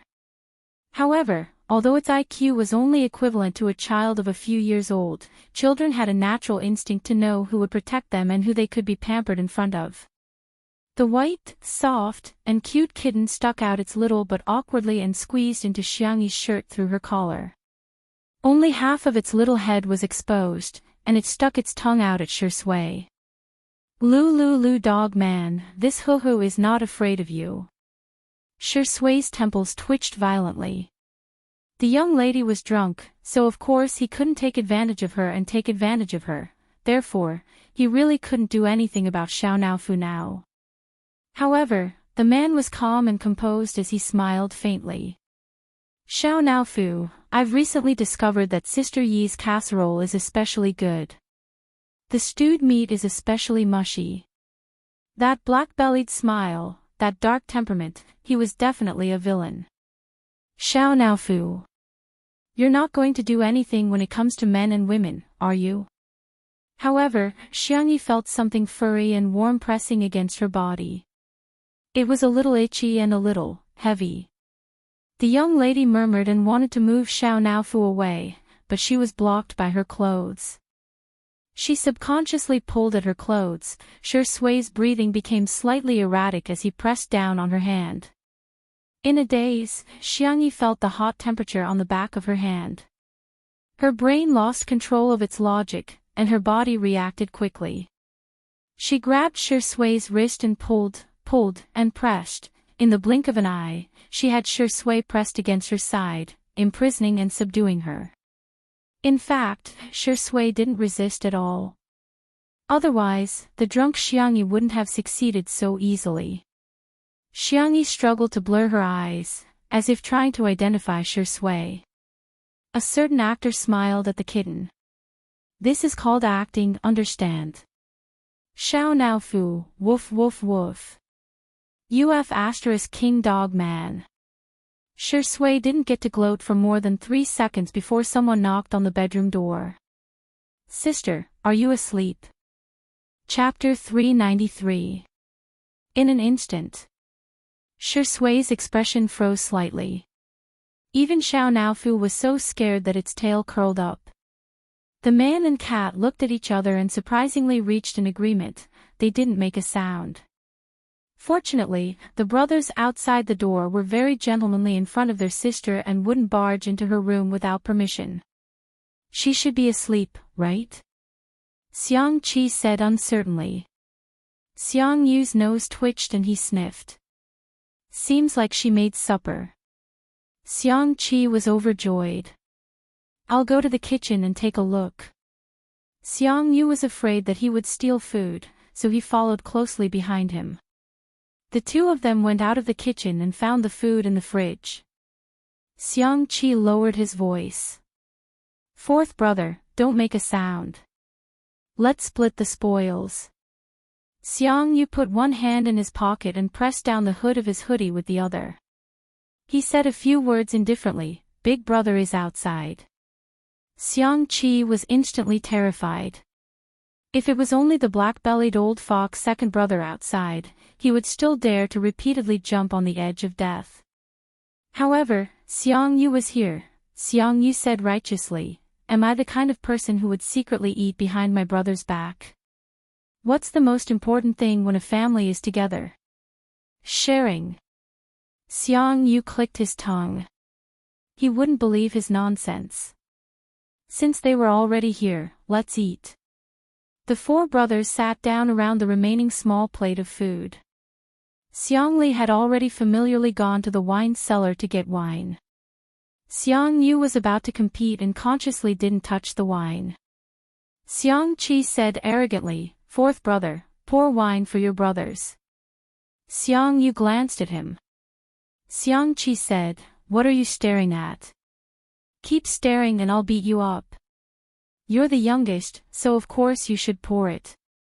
Xiang Yu said in a disdainful tone, "Why didn't you say that when little sister was here?" He had never seen Xiang Qi order Xiang Yi around and only knew how to put on airs as third brother in front of him. Xiang Qi said righteously, "How can you compare to little sister?" Xiang Yu. "Fine, there's nothing wrong with that." He speechlessly poured wine for his brothers. In the bedroom, Xiang Yi stared at Shi Sui for a long time. She seemed to recognize him. She buried her head in his chest and sniffed his shirt. Shi Sui's body tensed up and his eyes darkened. After confirming that it was the familiar smell of laundry detergent, Xiang Yi felt relieved and fell asleep. Did this mean that he wasn't treating him as an outsider? This realization made Shi Sui feel both amused and helpless. He broke free from Xiang Yi's shackles and pinched her little cheeks. Xiao Naofu meowed in protest. "Be a man." Shi Sui sneered, "If I didn't want to be a human, you would have been stewed into a kitten." She shrank her little head into Xiang Yi's arms vigilantly, which made Shi Sui's thin eyelids twitch violently. He really deserved a beating. After a few minutes, when the heat in his heart had dissipated, he gently tucked Xiang Yi in and went back to his room along the balcony. In the living room, Sengchen drank 2 glasses of wine, but his brows were still furrowed. He put down the wine glass and walked towards Shi Sui's room. He knocked on the door with a blank expression. A moment later, the door was pulled open. Shi Sui was only wearing a pair of dark blue home pants. He was wiping himself with a towel. "You're back. What's the matter?" Sengchen walked past him and looked into the room with a sharp gaze. The large bed in the room was clean and even the thin blanket was neatly folded. Sengchen felt relieved and said with a straight face, "Rest early." Suddenly, there was the sound of chaotic footsteps behind him. Sengchen turned around and saw his sister coming out of her room. Hugging a soft pillow with a lace rim, she walked towards Shi Sui's room as if sleepwalking and bumped into his arms. Chapter 394. Xiao Naofu chased after her, meowing non-stop.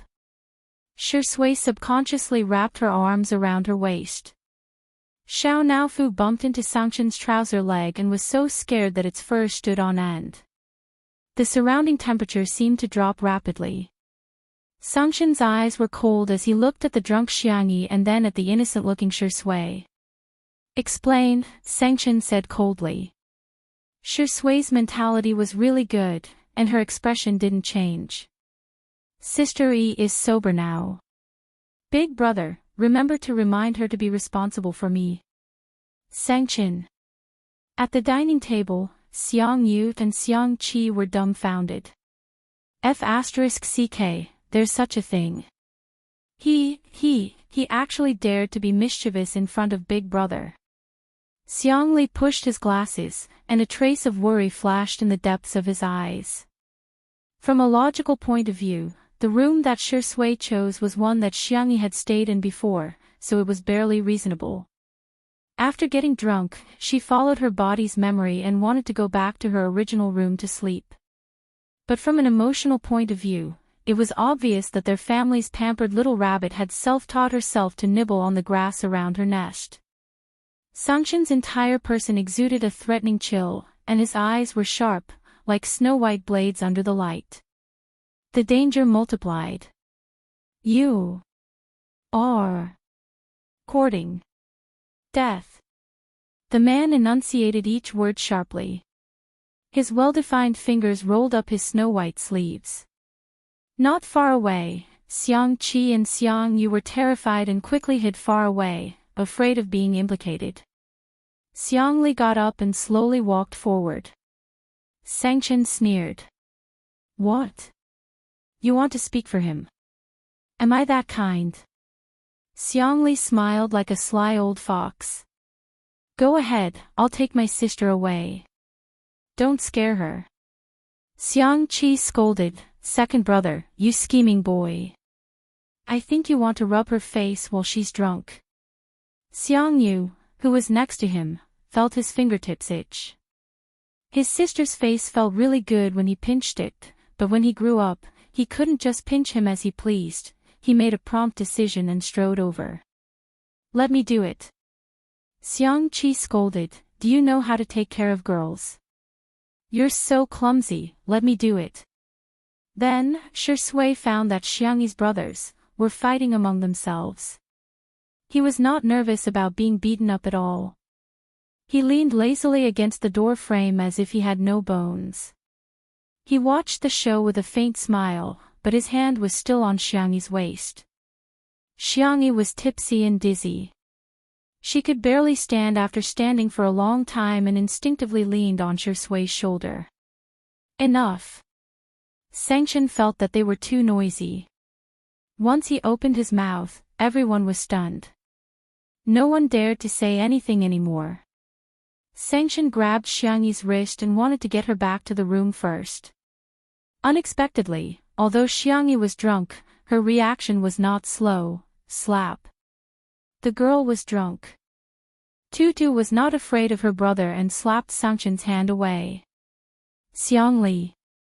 Xiang-Chi. Xiang-Yu. Sister, actually hit big brother. Even Sangshan, who had always been cold and aloof, couldn't help but twitch the corner of his mouth.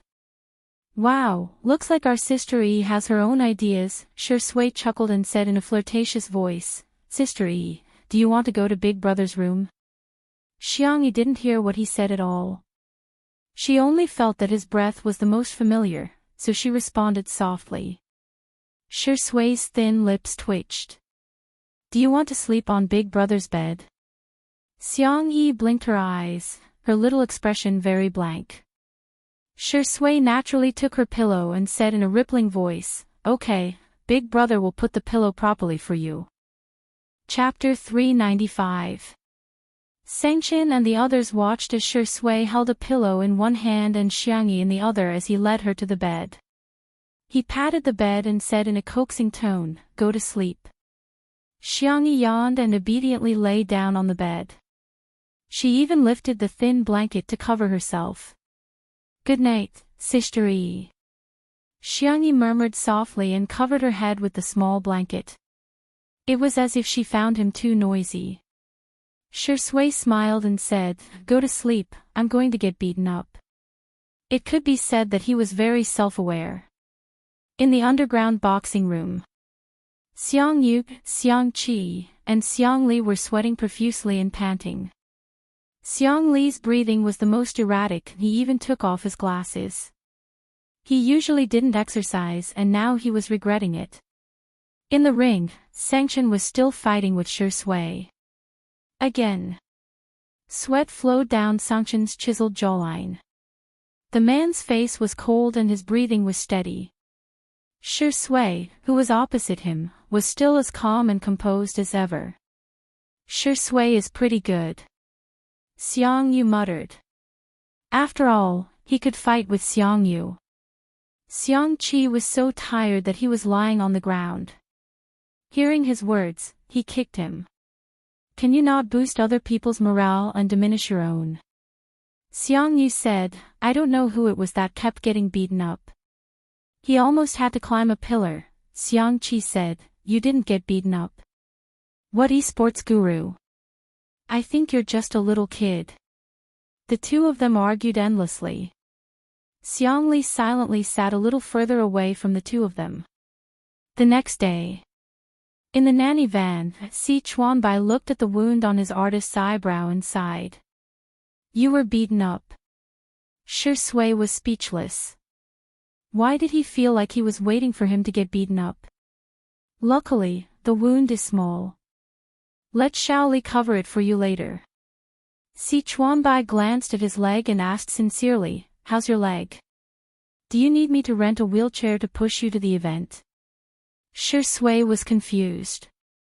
Are you my manager or my #1 anti-fan? He sounded helpless. Si Chuanbai said righteously, I'm Miss Xiangyi's manager and her family. You're just an artist that I've managed in passing. The makeup artist couldn't help but laugh. He was Shi Sui's personal makeup artist. After so many years, they had a close relationship, so he spoke freely. If the netizens knew that you were finally beaten up by Sister Yi's brother, they would definitely set off firecrackers. Shi Sui, am I hated by humans and dogs now? It's because other than the couple fans, everyone wants Sister Yi to be beautiful alone. The makeup artist teased. Oh yes, I heard that the guest today is Fu Jian. He is famous for flirting with girls. You have to work harder, otherwise Sister Yi might be won over by another man. When Xiangyi woke up, she realized that she was in Shi Sui's room and was dumbfounded. She felt guilty and tiptoed to open the door. Just as she was about to sneak back to her room, she heard a cold voice above her head. You're awake. Xiangyi instinctively stood at attention and greeted him dryly. Good morning, big brother. What do you want to eat? I'll make it for you. You've learned how to please people? Xiangyi said seriously, it's only right to be nice to big brother. Sangshan's expression was still cold, but he couldn't help but smile. He accidentally tugged at his wound and sucked in a breath of cold air. Xiangyi asked, Brother, why are you injured? What did you do yesterday? Sangshan sneered. I hit a dog. Xiangyi. Chapter 396. Xiang Yin and Madame Xiang got up early and left a note, saying that they had gone hiking together. Breakfast was prepared by her brothers. Although the taste was ordinary, Xiangyi ate it with great satisfaction. Zhong Yi completely let herself go. She didn't even put on any makeup. She was drinking beef and radish soup with Xiang Yi to sober up. After breakfast, Zhong Yi got ready to leave with Jiang Jiang. The live stream happened to start and the netizens discovered that Xiangyi had stuffed the trunk of Zhong Yi's nanny van to the brim. There were spicy rabbit heads, cream strawberries, and other specialties from Little Rabbit Farm, as well as chili noodles, chili oil, plum wine, and so on. There was also a small gift for Jiang Jiang, which was a furry rabbit plushie. This is my favorite rabbit, it's for you. Jiang Jiang blinked her large eyes and shook her head. I can't accept it then. Mommy says that it's called snatching someone else's love. Xiangyi smiled gently and stroked her little head. But I like it better, Jiang Jiang. Jiang Jiang blushed and thanked her while hugging the rabbit. She then whispered into Zhong Yi's ear, Mommy, can we not accept the gift and just bring Andy home? Although her voice was soft, she was wearing a microphone and her words were accurately captured in the live stream. Zhong Yi looks amazing without makeup too. Wow, I feel like Sister Yi really treats Zhong Yi as a friend. I can be a couple with Zhong Yi. Jiang Jiang, you've spoken my mind. Here, Auntie will give you a sack. Under Xiangyi's influence, Zhong Yi smiled brightly and changed the subject. Auntie's birthday is coming up soon, shall I give her a gift? Jiang Jiang exclaimed in a childish voice, Sure. Bye, Auntie. Jiang Jiang waved her chubby little paws and blew a kiss at Xiangyi. Xiang Yi made a gesture of catching it, and then made a heart gesture at her. After sending Zhong Yi and her daughter off, Xiangyi walked back to the living room. The netizens finally realized that all four of Xiangyi's brothers were present. Oh. Yes. Sengshen was replying to emails on his laptop by the French window. There was a cup of black coffee beside his hand. Xiangli was flipping through a book on the bookshelf. The sunlight shone on his white shirt, making him look elegant and modest. Xiangqi was sewing a new apron for his sister with a needle and thread. He obviously had a devilish appearance, but doing this kind of thing didn't seem out of place. As for Xiangyu, with the mentality of giving up on himself, he was waiting in front of the kitty villa, rubbing little Shiji and hugging Xiao Naofu. He looked like a scumbag who had a wife and a concubine in his arms. The netizens in the live stream, what kind of benefit is this? This sister-in-law is here to report for duty. Where are second sister-in-law's fans? Let me see you. I'm crying, I didn't expect to see my brothers in the same frame in my lifetime. The moment Xiangyi came in, her brothers all looked at her. Sit. Xiangchen pointed at the empty seat on the opposite side. The young girl bit the bullet and went over to take a seat. She placed her hands on the table and sat down like an obedient child. Sengshen looked at her for a few seconds and suddenly said, "Do you know the dangers of puppy love?" Xiangyi was dumbfounded. Sengshen gestured and said, "Xiangli, come here and explain to her." Xiangli readily agreed and said gently, "Puppy love refers to the establishment of a romantic relationship between a man and a woman at an early age. The dangers are as follows. I'll break it down into 5 major points and 20 minor points." Xiangyi was dumbfounded. The netizens in the live stream burst into laughter. Ha ha ha ha, this is awesome. Are the brothers trying to tear apart a couple with their bare hands? Chapter 397. I suddenly feel like Xiangyi is so childish. Second brother, why are you still cooperating with him? Okay, I got it. Break up with your boyfriend now. Oh right, I don't have a boyfriend yet. Xiangyi was lectured for more than 10 minutes. In summary, puppy love is a very harmful social activity. Xiangli concluded in a gentle tone. Do you understand? Little bunny. Xiangyi defended herself with a pale face. I'm already 20 years old, huh? You're only 20 years old and you're already thinking about dating. Sengshen frowned, obviously disapproving of her behavior. Xiangli said gently, "You're not careful with your words. You haven't even celebrated your 20th birthday yet." Xiangqi chimed in, "Yes, yes. Besides, you're still a baby at 20 years old." The 21-year-old Xiangyu crossed his arms and said stiffly, "Yes." Xiangyi said aggrievedly, but I'm not in a relationship yet." Sengshen frowned. You still want to take action? Xiangli tried to smooth things over. It's better to nip the problem in the bud. Okay, Xiangyi is right. Xiangyi sighed helplessly. What else could she do but listen to her brother? The netizens who were watching the live stream couldn't stop laughing. Untimely CP fans are crying in the toilet. Ah, my country owes me a brother. Her brothers are right. Xiangyi should be beautiful on her own. While the atmosphere was harmonious, Li Jinyu suddenly received a message and hurriedly cued Xiangyi. Sister Yi, the guest is here. Today's guest was also an actor who had worked with Shi Sui before.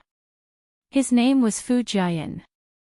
He had played the role of the Crown Prince in that historical drama, which had captivated the hearts of countless young girls. Previously, in Heartbeat, he and Yu Miao Miao tried to hype up a couple, but they failed miserably and their reputation dropped. His management team helped him get the resources of 2 under 1 roof in order to clear his name.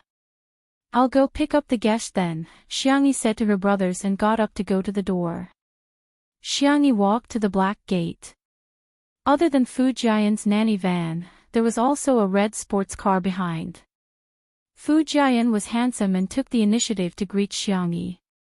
Hello, Sister Yi. I'm Fu Jian. You can call me Brother Jian. The netizens in the live stream were all complaining. Ah, this is too greasy, no way. Brother Jian sounds so, I really can't accept the fact that His Highness the Crown Prince has turned into a greasy youth sob. Before Xiangyi could say anything, a disdainful sneer came from the supercar. How unsophisticated. The camera panned back and saw a girl with exquisite makeup and a socialite dress getting out of the sports car. She threw the car keys at Fu Jian arrogantly. Fu Jian took it instinctively. Hey, stop the car for me. Fu Jian, huh? Come on, did he look like a parking valet? Xiangyi blinked, obviously happy. Jojo, what are you doing here? Li Jianyu and the others were dumbfounded. This girl isn't a guest. Jiang Jojo raised her chin and said arrogantly, don't think that I'm here for you. I'm just here to see Grandpa Xiang and Madame Xiang. Xiangyi said with a composed expression, oh, I see. Jiang Jojo seemed to be very dissatisfied with her answer. She humphed and walked in her high heels. Li Jianyu asked in bewilderment, Sister Yi, this is? Xiangyi asked carefully, my friend, right? Jiang Jojo, who was in front, paused in her tracks. Chapter 398. Atrocious. What's with that tone of hers? She's so reluctant to call me a friend. Little did she know that Xiangyi felt that the person who had occupied her body had made new friends and neglected Jiang Jojo in the past year. Perhaps Jiang Jojo no longer treated her as a friend. Jiang Jojo gritted her teeth and walked even faster. The comments about Jiang Jojo in the live stream weren't very friendly. This girl is too arrogant. Xiang Yi briefly introduced Jiang Jojo on the spot. She's an excellent violinist and the chief of the Orpheus Orchestra. We've known each other since kindergarten. Li Jianyu gasped and asked, Is it the Orpheus Orchestra that I know? In the live stream, Orpheus Orchestra? What the hell? I'm speechless. It's one of the top orchestras abroad and they have to be under 30 years old. I'm a music major just passing by.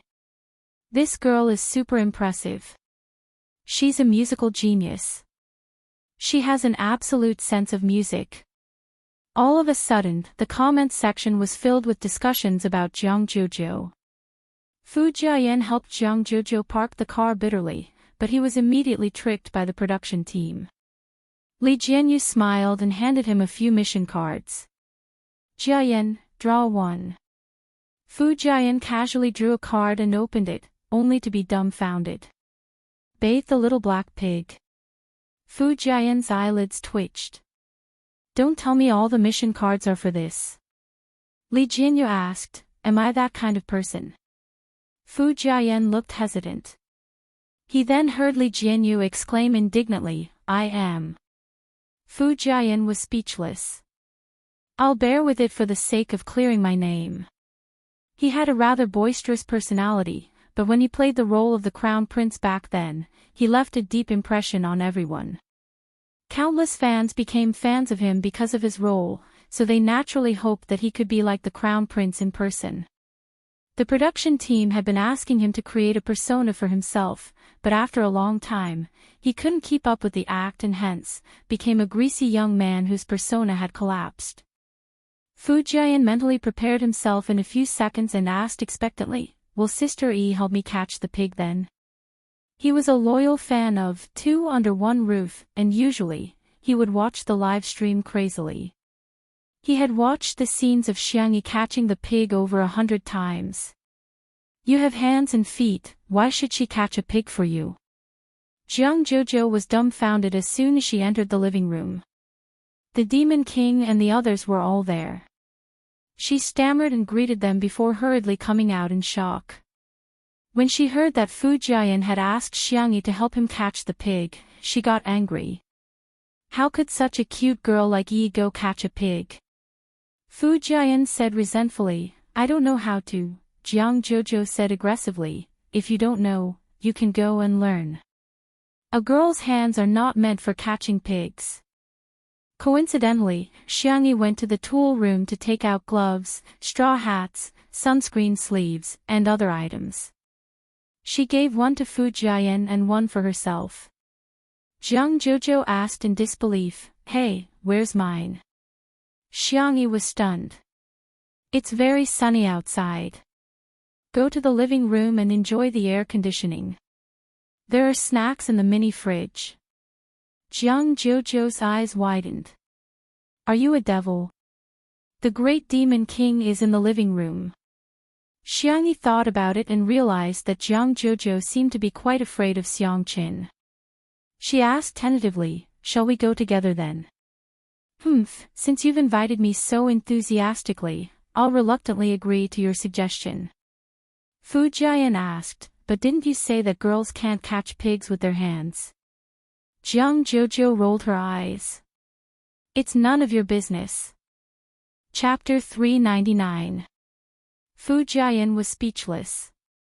"Am I being despised?" His deflated expression was so funny that everyone in the comments section of the live stream burst into laughter. Trying to reason with a girl. Brother, aren't you courting death? Does it two under one roof have some kind of anti-filth function? Even Fu Jiayan finds it pleasing to the eye, shocking.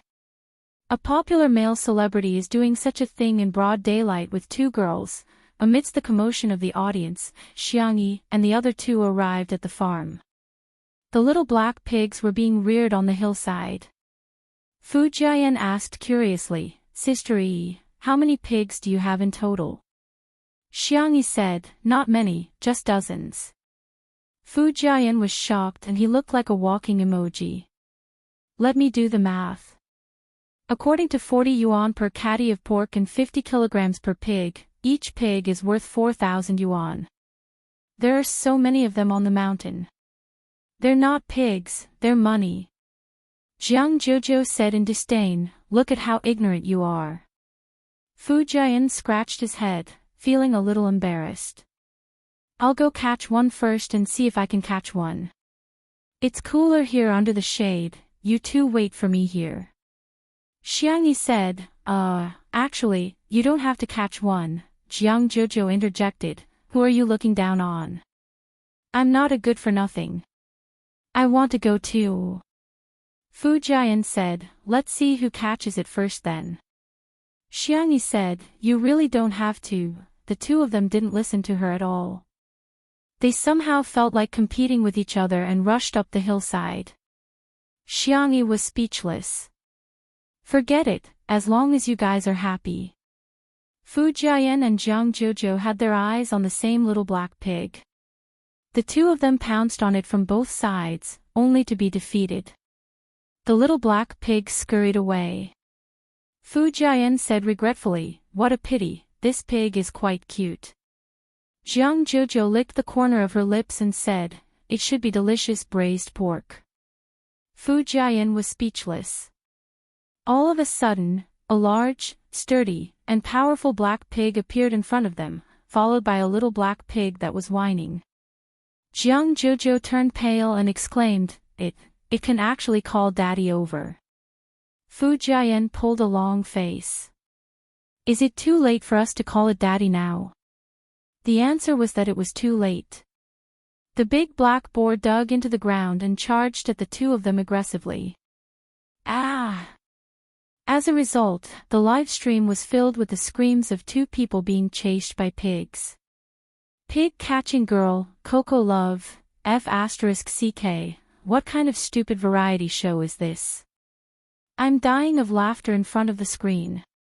Fu Jiayan must be a comedian deep down. It's such a pity that he didn't go into crosstalk." Fu Jiayan and Zhang Zhuzhou fled frantically together with the cameraman. For some reason, they alarmed the black pigs nearby. All of a sudden, the scene was extremely chaotic and there were piglets running wild all over the hillside. Seeing that the situation was becoming more and more dangerous, the audience gradually felt that something was wrong. There won't be an accident, right? Is there something wrong with the production team? Arranging such a dangerous mission, aren't the artists' lives more important? If she falls, there might be a stampede. What if she hurts the girl's hand? She's a violinist. This is really the most confusing act of the year. Can't the vase fairy do it herself? Why did she let the crown prince and the girl take the risk? This is too much. I suspect that she's doing it on purpose. She's jealous of Jiang Jojo. She's the chief of Orpheus. It's easy for people to be jealous of their friends. If she goes to Orpheus, do you think anyone will want her? Chapter 400. Some people were purely worried about the safety of the guests, while others were stirring up trouble, wishing they could trample on Xiangyi a few more times. There were only so many decent resources in the entertainment industry, and now that Xiangyi had become famous, she was bound to touch the cake of others.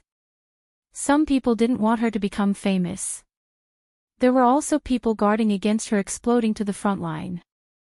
As the situation became more and more dangerous, Li Jianyu also panicked and shouted through the loudspeaker, "Everyone, don't panic. Come to my side first."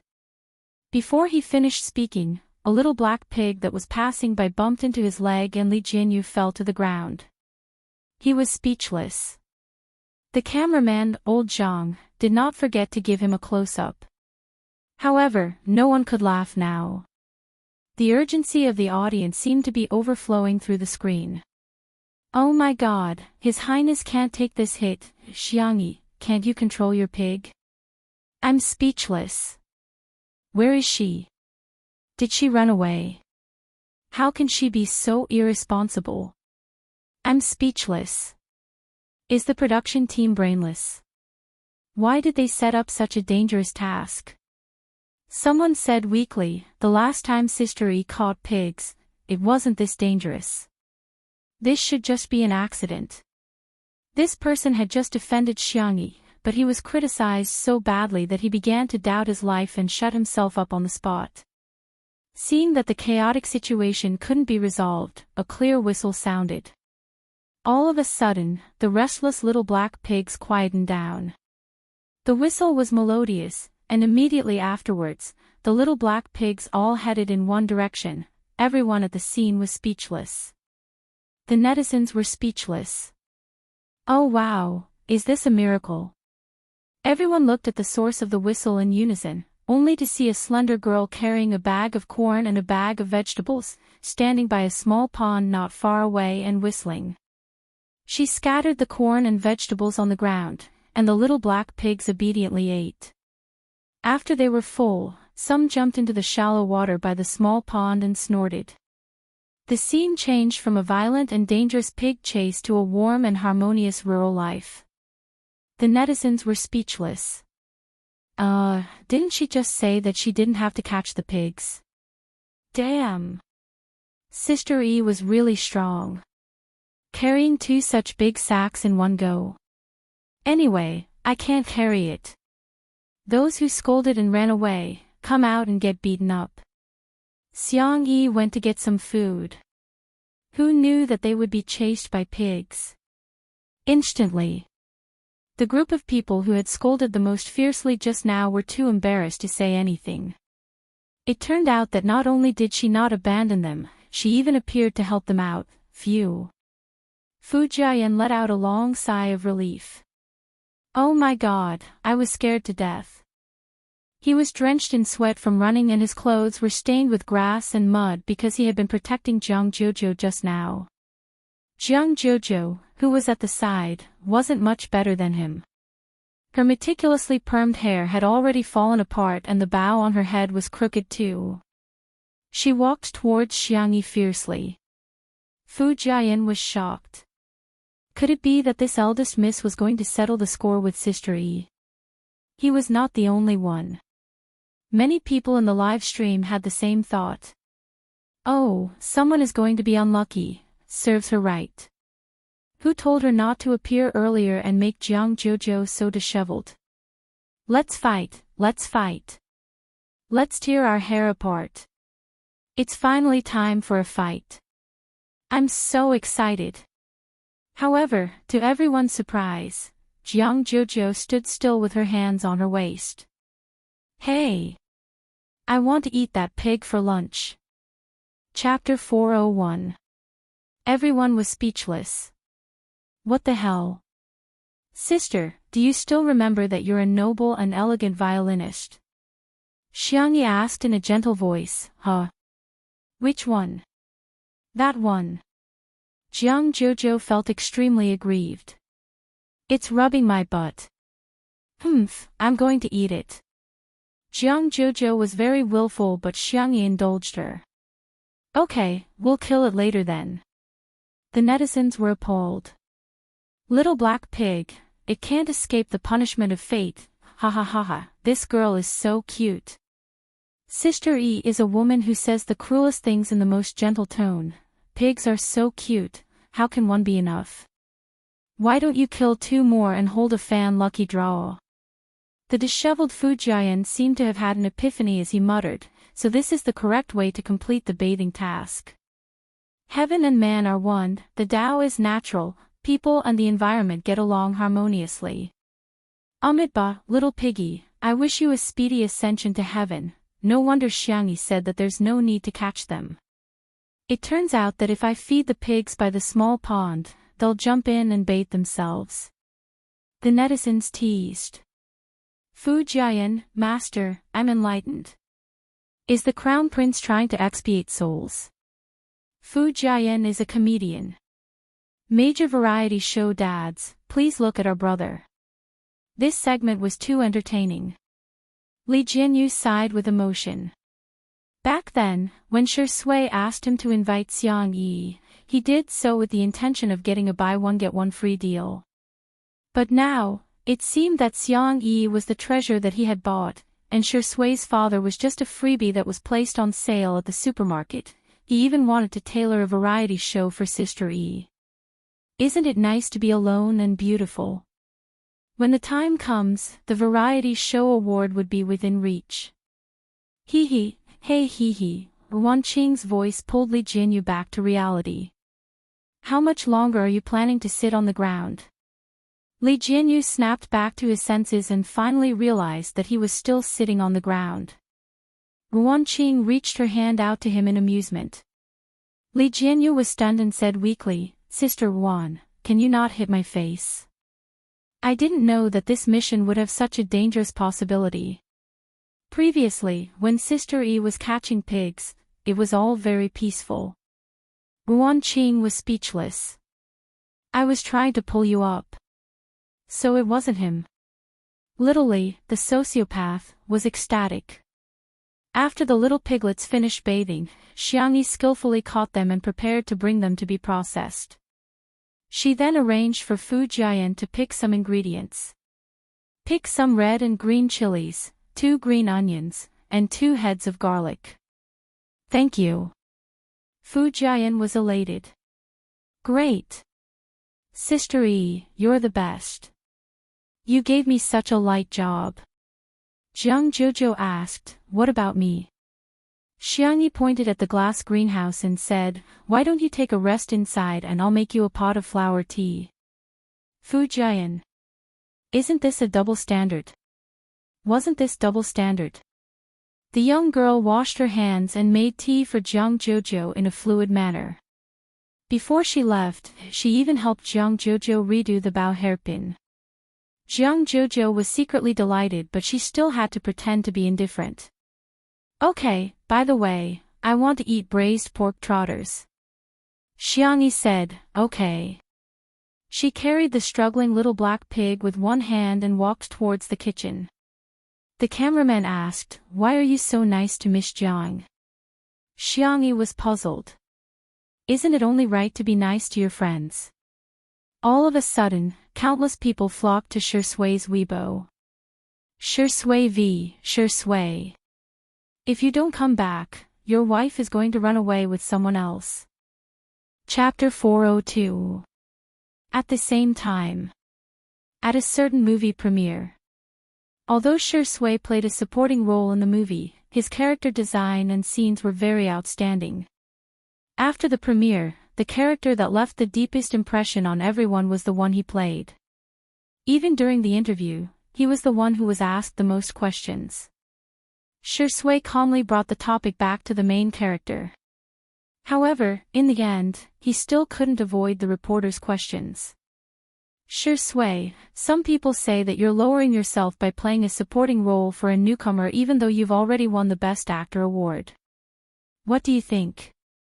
Shui pushed his gold-rimmed glasses up his nose and said gently, I used to be a newcomer too.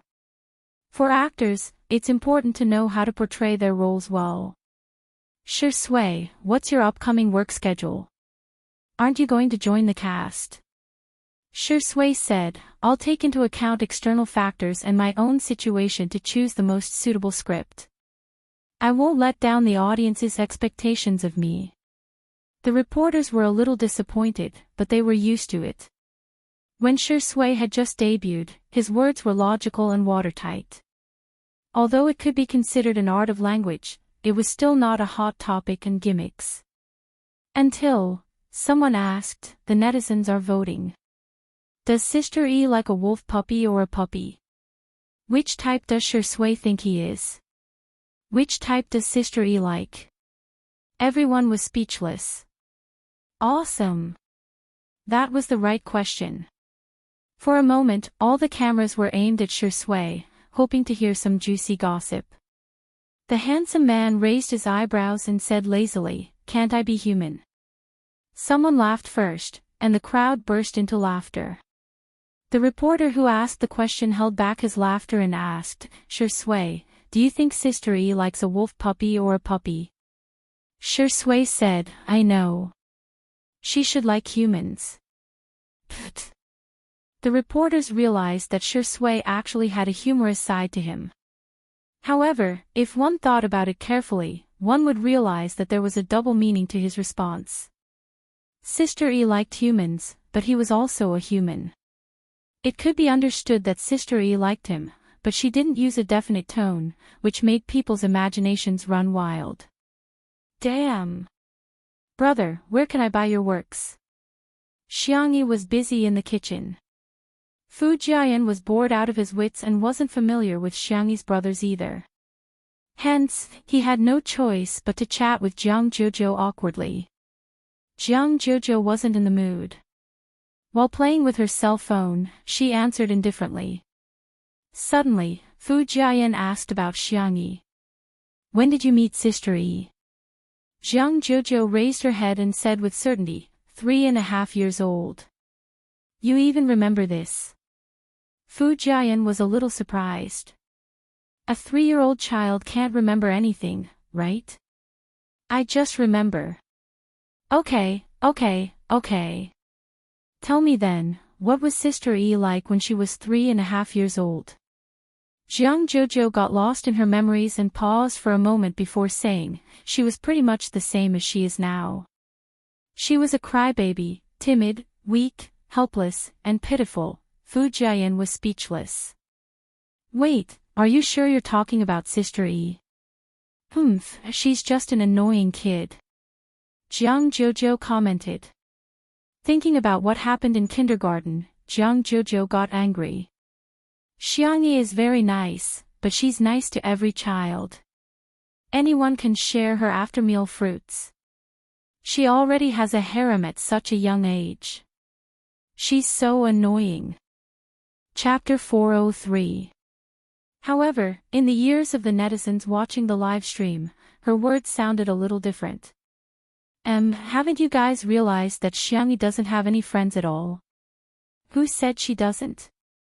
Qin Wanyan is her best friend, yet she exposed her so easily. From this point, you can see her character.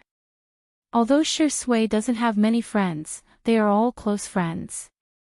On the other hand, the vase fairy only knows how to seduce men. How could she have a true female friend? As the camera panned to the kitchen, Xiangyi's pork trotters were stewing, and the live comments were instantly flooded with new comments. Is this Xiaohei? It looks so fragrant. Wow, Xiaohei has such a good figure. She's neither fat nor thin. I'm drooling. Xiaohei. You guys are still lusting after my body at a time like this. Be a human. Sister E is weak, helpless, and pitiful. She's a devil who can catch a pig with one hand and sharpen her knife to kill a pig, okay. The comment section was very lively, but Xiangyi's expression was very calm as she quietly cooked. Every time she cooked, she would put her heart and soul into it. What might be boring for others was equivalent to relieving stress for her. The scene of a young girl cooking was pleasing to the eye, as if she was enjoying a piece of art. When the last dish was placed on the plate, Xiang Qi and Xiang Yu had already consciously come over to serve the dishes. Fu Jian was still thinking about clearing his name, so he helped clean up the table and sat upright with a solemn expression. I can't eat too much. I'm going to steal the role of an otherworldly immortal. I just have to taste each dish. Besides, I don't believe that the previous live stream wasn't an act. Sister Yi's cooking did look delicious, but how delicious could it be? Fu Jian picked up a piece of twice-cooked pork with his chopsticks, still thinking about how he had eaten at a top-notch restaurant that cost a few thousand yuan per person. What the F***ck? It was fatty but not greasy, salty, and slightly spicy. The slightly sweet taste suddenly bloomed on the tip of his tongue, capturing his taste buds in an instant. The pork was freshly slaughtered and the chili was freshly picked. Paired with bean paste, green onions, and garlic sprouts, it created a rich and unique taste. What kind of delicacy was this? An exceptional delicacy. Fu Jian was dumbfounded. By the time he reacted, the dishes on the table had already been reduced by a third. His pupils trembled as he looked at the scene in front of him in shock. Hades had brought his own big bowl of rice, but Xiang Yu's bowl was even bigger than his. Perhaps it would be more appropriate to describe it as a small basin. Even the elegant and modest Dr. Xiang and the cold and indifferent lawyer Xiang had small mountains of rice on their plates. Country bumpkins. Zhang Jojo said in disdain, what's wrong with that? In the past, they would even bring pots and pans to their meals. Fu Jian suddenly realized that the competition in the Xiang clan was actually so cruel. As he ate, he asked, why aren't you eating? Zhang Jojo picked up a piece of stir-fried vegetable elegantly and rinsed it with water before eating it. She raised her head arrogantly. The orchestra is about to perform. I'm the lead violinist.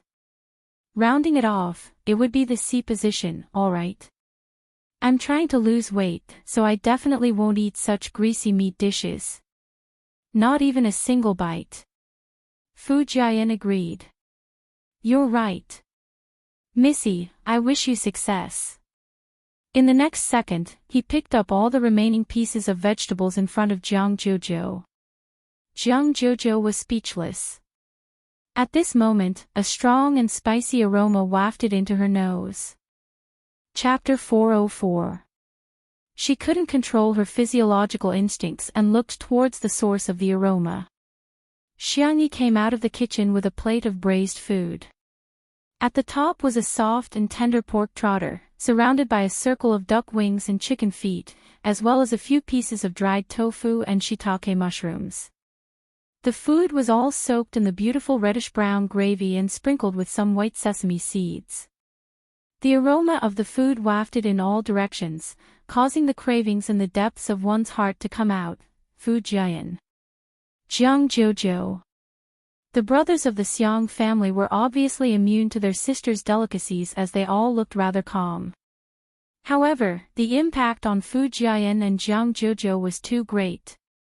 It smells so good. How can it be so fragrant? Gulp. Fu Jian couldn't help but swallow his saliva. Xiangyi placed the braised food platter in the middle of the dining table and said, I asked around and everyone can take spicy food, so I made some spicy food. Try it. By the way, I'll go get some soy milk. The little girl got up to get the soy milk and the table immediately went into battle mode. The brothers of the Xiang family exchanged glances and sparks flew everywhere. Fu Jian was so cowardly that he didn't dare to move his chopsticks at all. Jiang Jojo thought of her bold words just now and decided not to move her chopsticks for the sake of her pride. Soon, the brothers of the Xiang family decided who was better. Sengshen was the first to move his chopsticks and picked up a few pieces of pork trotters that were just right for his mouth. Xiangli was the second to move his chopsticks and he picked up all the vegetarian dishes. Xiang Qi and Xiang Yu were carnivores, so one of them picked up a duck wing while the other picked up chicken feet. When it was Fu Jian's turn, he picked up a small piece of pork trotter that had fallen on the plate and stuffed it into his mouth. It was fragrant at first, but it soon turned numb and spicy on the tip of his tongue. The meat was soft and tender, and even the bones seemed to have been stewed. The sauce rubbed against his mouth and brought out a sweet aftertaste. After swallowing the small piece of meat, it really melted in his mouth and left a rich aftertaste. It was different from Fu Jian's initial imagination. Once he tasted it, he really got carried away. Only tasting each dish and not eating more. No way. Fu Jian fully demonstrated to the audience what an adult man's appetite was. He wished he could bury his face in his bowl and enjoy the food. The netizens were speechless. This is like a pig entering a granary. Your Highness, what kind of delicacies haven't you eaten before? Do you really have to enjoy them so much? It's over, the calm and collected crown prince in my heart is gone. All that's left is this heartless eating machine in front of me. As for Jiang Jojo, she had fallen into a painful struggle. Eat, not eating, ah. Xiangyi's clear voice sounded in her ears, Jojo, go ahead and eat. The girl took the initiative to give her a piece of pork trotter. Didn't you say you wanted to eat this? Jiang Jojo pulled a long face and said arrogantly, is that so? I don't even remember. If I ask you to do it, you will do it. If others ask you to do it, you will do it. Humph.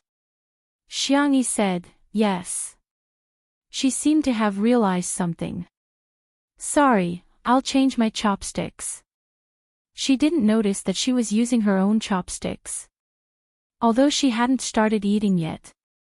Jiang Jojo might have minded it, so she didn't eat.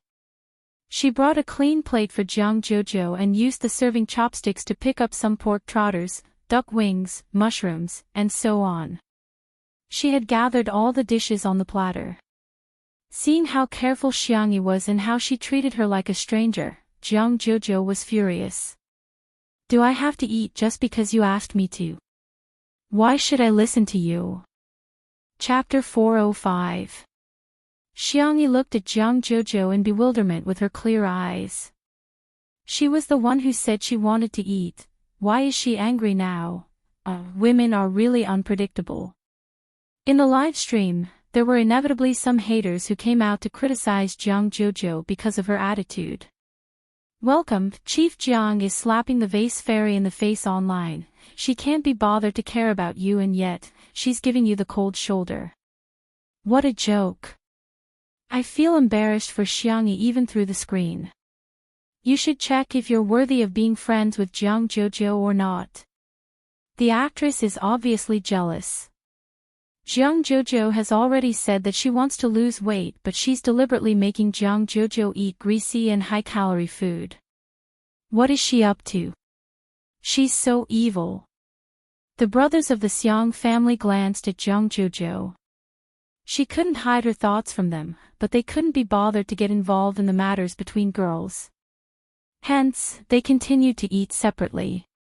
Xiangyi thought about it and said in a warm voice, "Don't eat then. Do you have any other dishes you want to eat? I'll make them for you, or I can order some takeout for you like a light salad." Perhaps Jiang Jojo just didn't want to eat the food she cooked. Xiangyi felt that she shouldn't force her. Jiang Jojo glared at her. Is that how you persuade people to eat? Xiangyi was slightly embarrassed. I'm really not very good at this. For example, Jiang Jojo's grandmother was very good at persuading people to eat. Whenever there were juniors in the family, she would enthusiastically make them eat. She would only persuade them to stop eating if they couldn't eat. Jiang Jojo picked up her chopsticks and said arrogantly, "Since you've already cooked, I'll try it. I'm telling you, if it's not delicious, I'll spit it out." Xiangyi nodded obediently. Atrocious. How can I be so cute? The tips of Jiang Jojo's ears turned red. She avoided Xiangyi's gaze and lowered her head to scrutinize it. She then chose the tender and glossy pork trotter and took a bite. The world seemed to have suddenly frozen as the hustle and bustle turned into silence while the colors turned into black and white. Jiang Jojo felt as if there were fireworks exploding in her head. Then, a white light appeared in front of his eyes, and all of his senses became dull. Only his sense of taste was magnified countless times. He could acutely sense that the thick gravy was wrapped in the bouncy meat that was rich in collagen. It was extremely invasive and occupied his taste buds unstoppably. His saliva was secreted rapidly and he swallowed it down his throat. "How is it?" Xiangyi asked. Jiang Jojo didn't answer, or rather, she answered with her actions. The little girl moved her chopsticks as if they were flying, crazily stuffing food into her mouth. The bones of the chicken feet came off with a light suck, and the meat of the duck wings came off in a few bites. The vegetables were even more so. One mouthful after another, she couldn't stop at all. Ha! Phew!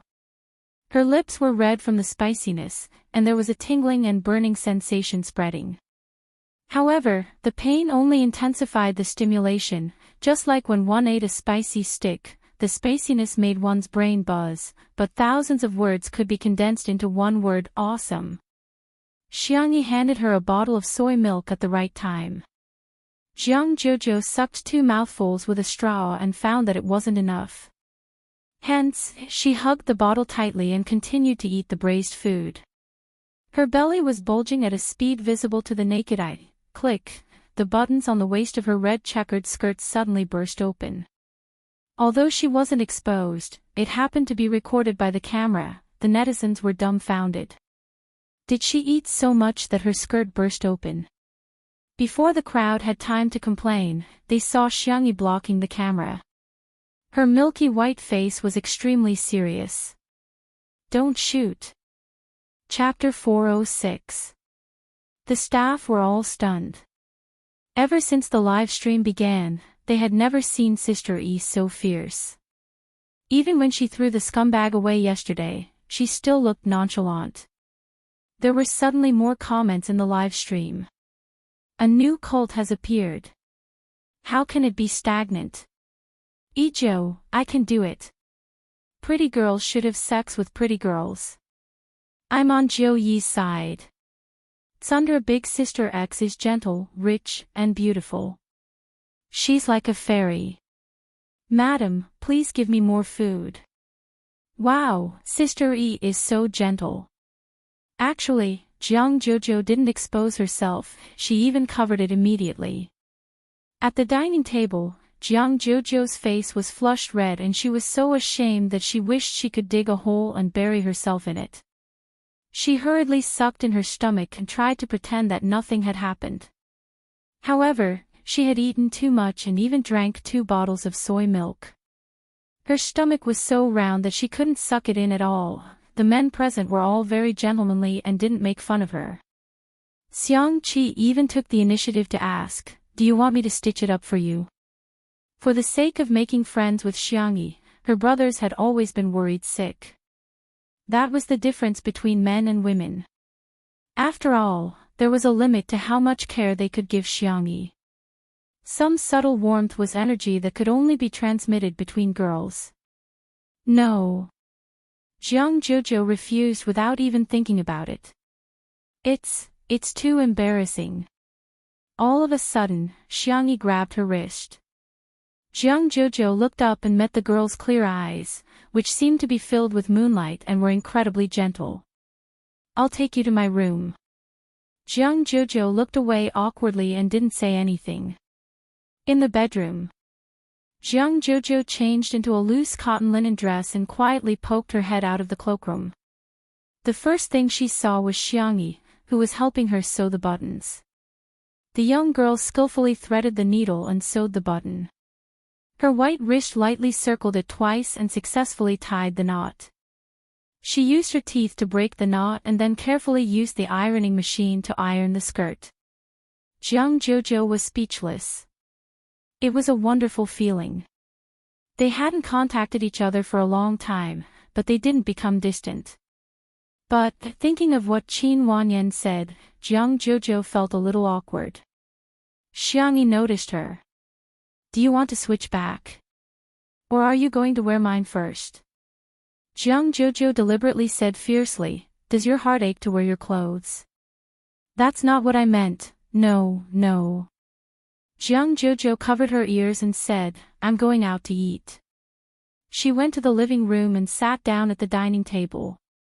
She hugged the pig trotter and began to gnaw on it. The Xiang brothers and Fu Jiayan had already moved to the sofa lounge. Fu Jiayan was perplexed when he saw this scene.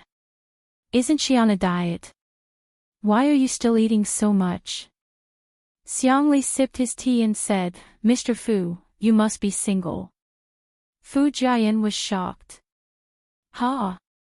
Dr. Xiang, how could you tell? You guys are too good at scientific research. Xiangli smiled but said nothing. Li Jianyu interacted with Jiang Jojo. Sis, what do you think of Sister Yi's culinary skills? Not very good, she said in a peeved tone. But you're enjoying your food. Even your dress has been ripped apart. Why are you still lying? Aren't you friends? Why are you taking the lead to slander Sister Yi? The word friends hit Jiang Jojo's sore spot. She turned her head and said fiercely, I'm not friends with her. I unilaterally declare that she and I are biological sisters of different parents. There was an uproar in the live stream. Chapter 407. Does this mean that Sister E is her best friend? Bullshit, she clearly treats Sister E as her best friend.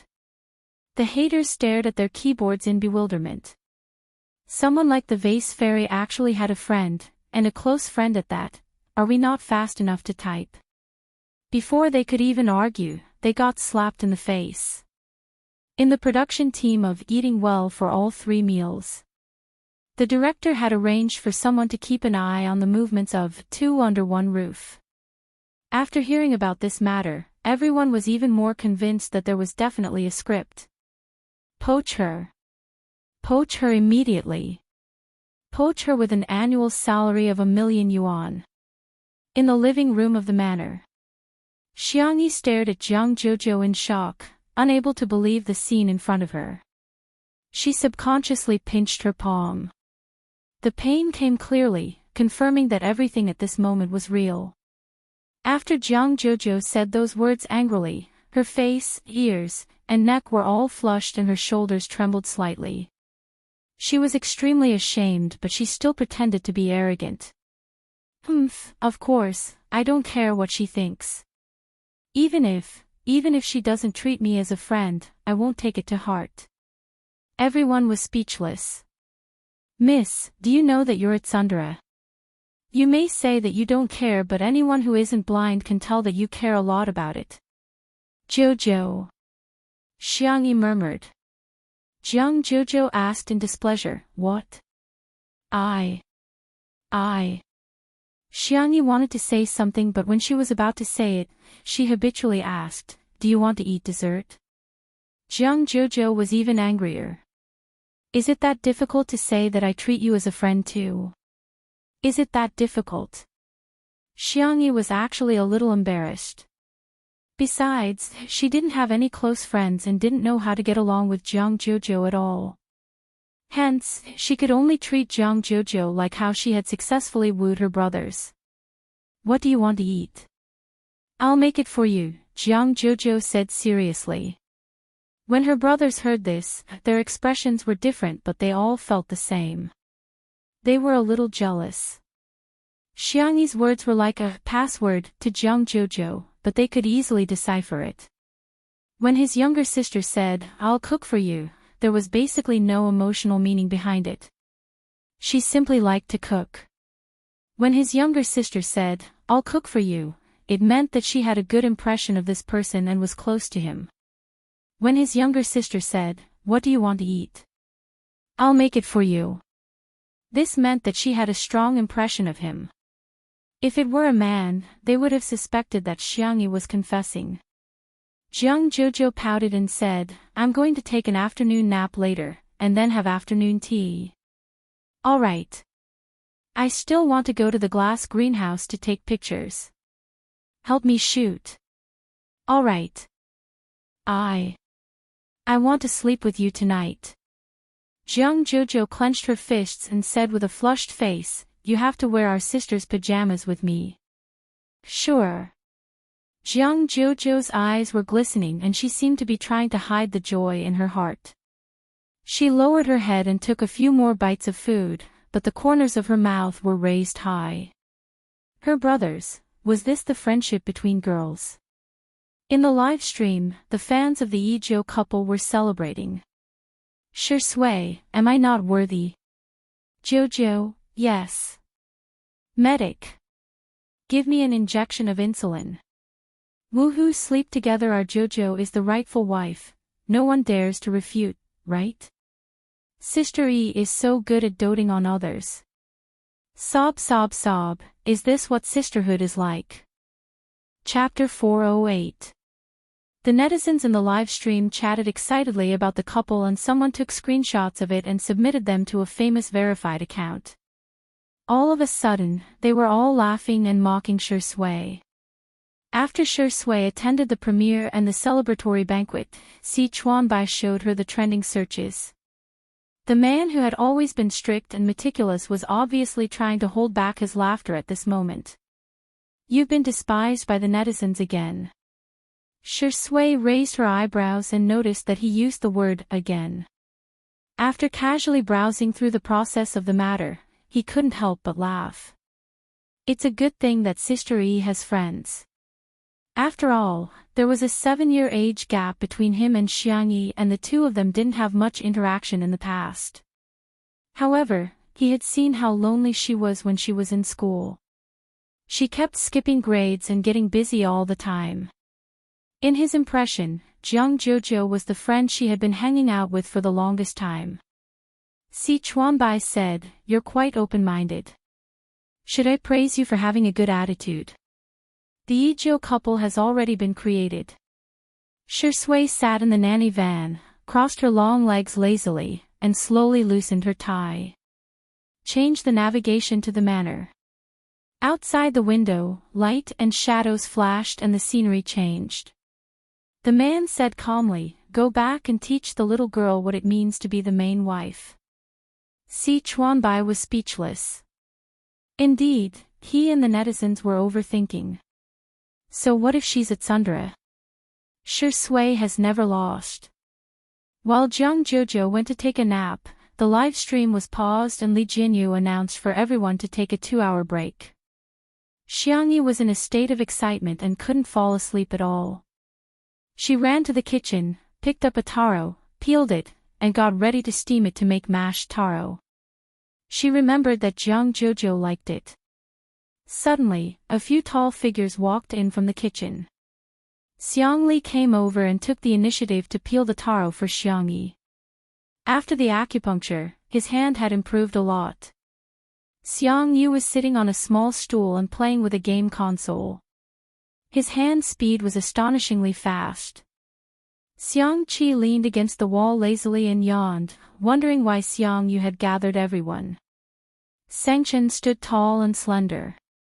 Even though he was dressed in casual clothes, it was difficult to hide his oppressive aura. He said indifferently, "Let the family meeting begin." Xiangyi was slightly startled. She was hesitating whether she should put down the taro, but then she heard Xiangli say, "Relax. We're mainly talking about whether that person will come back." Xiangqi felt as if he had been struck by lightning.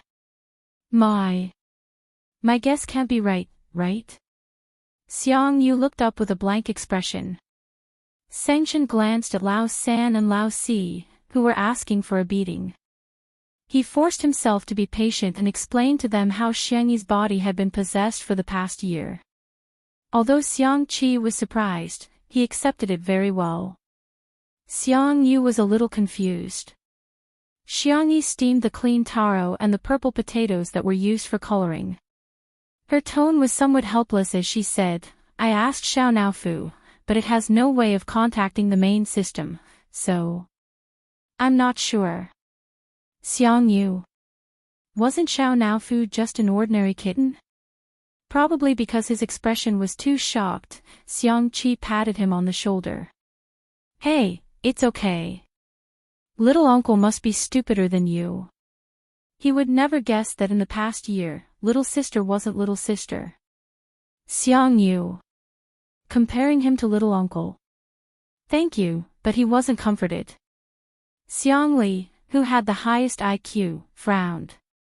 If there's no way to take a shortcut, then we can only use the stupidest method.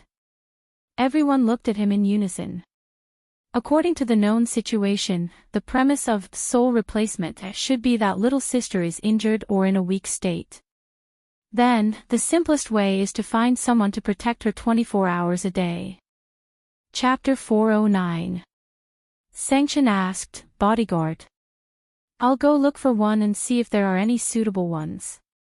Xiang Qi interjected, you have to find a female bodyguard. A male bodyguard can't be guaranteed to be around 24 hours a day. Xiang Yu's brain twitched. A boyfriend can. In an instant, the three brothers cast murderous glances at him. Xiang Yu wished he could die on the spot. He said, I was just kidding, is it funny? Ha ha. He laughed dryly as cold sweat broke out on his forehead, for fear that his brother would teach him a lesson. Sanction glanced at him and couldn't be bothered to argue with him. He said calmly, I'll make the arrangements. Xiang Li said, I think I can apply for official protection of family members. Let me make a call to confirm. Xiang Qi exclaimed, I'll go ask around too. Xiang Yu said, I'll ask my friends too. The few of them were very efficient. As soon as the taro and purple potatoes were cooked, Xiangyi learned that she had 10 bodyguards. The corners of her mouth twitched. Isn't that a little too much? Actually, I can protect myself too. 10 is too much. Don't let your guard down. Don't worry, I can afford it. Xiangyi had no choice but to accept their good intentions. After the family meeting, the brothers left one after another. After all, they all had things to do. After sending her brothers away, Xiangyi was a little melancholic, but she soon accepted reality. She cherished it even more because it was too difficult to get together. Jiang Jojo woke up from her afternoon nap and scurried out of the guest room to look for Xiangyi. After wandering around, she saw Xiangyi in the kitchen.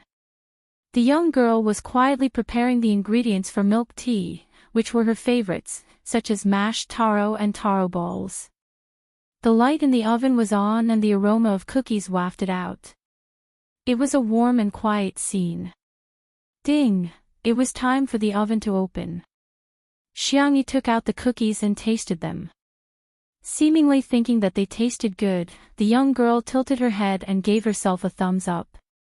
Jiang Jojo, my sisters are so cute.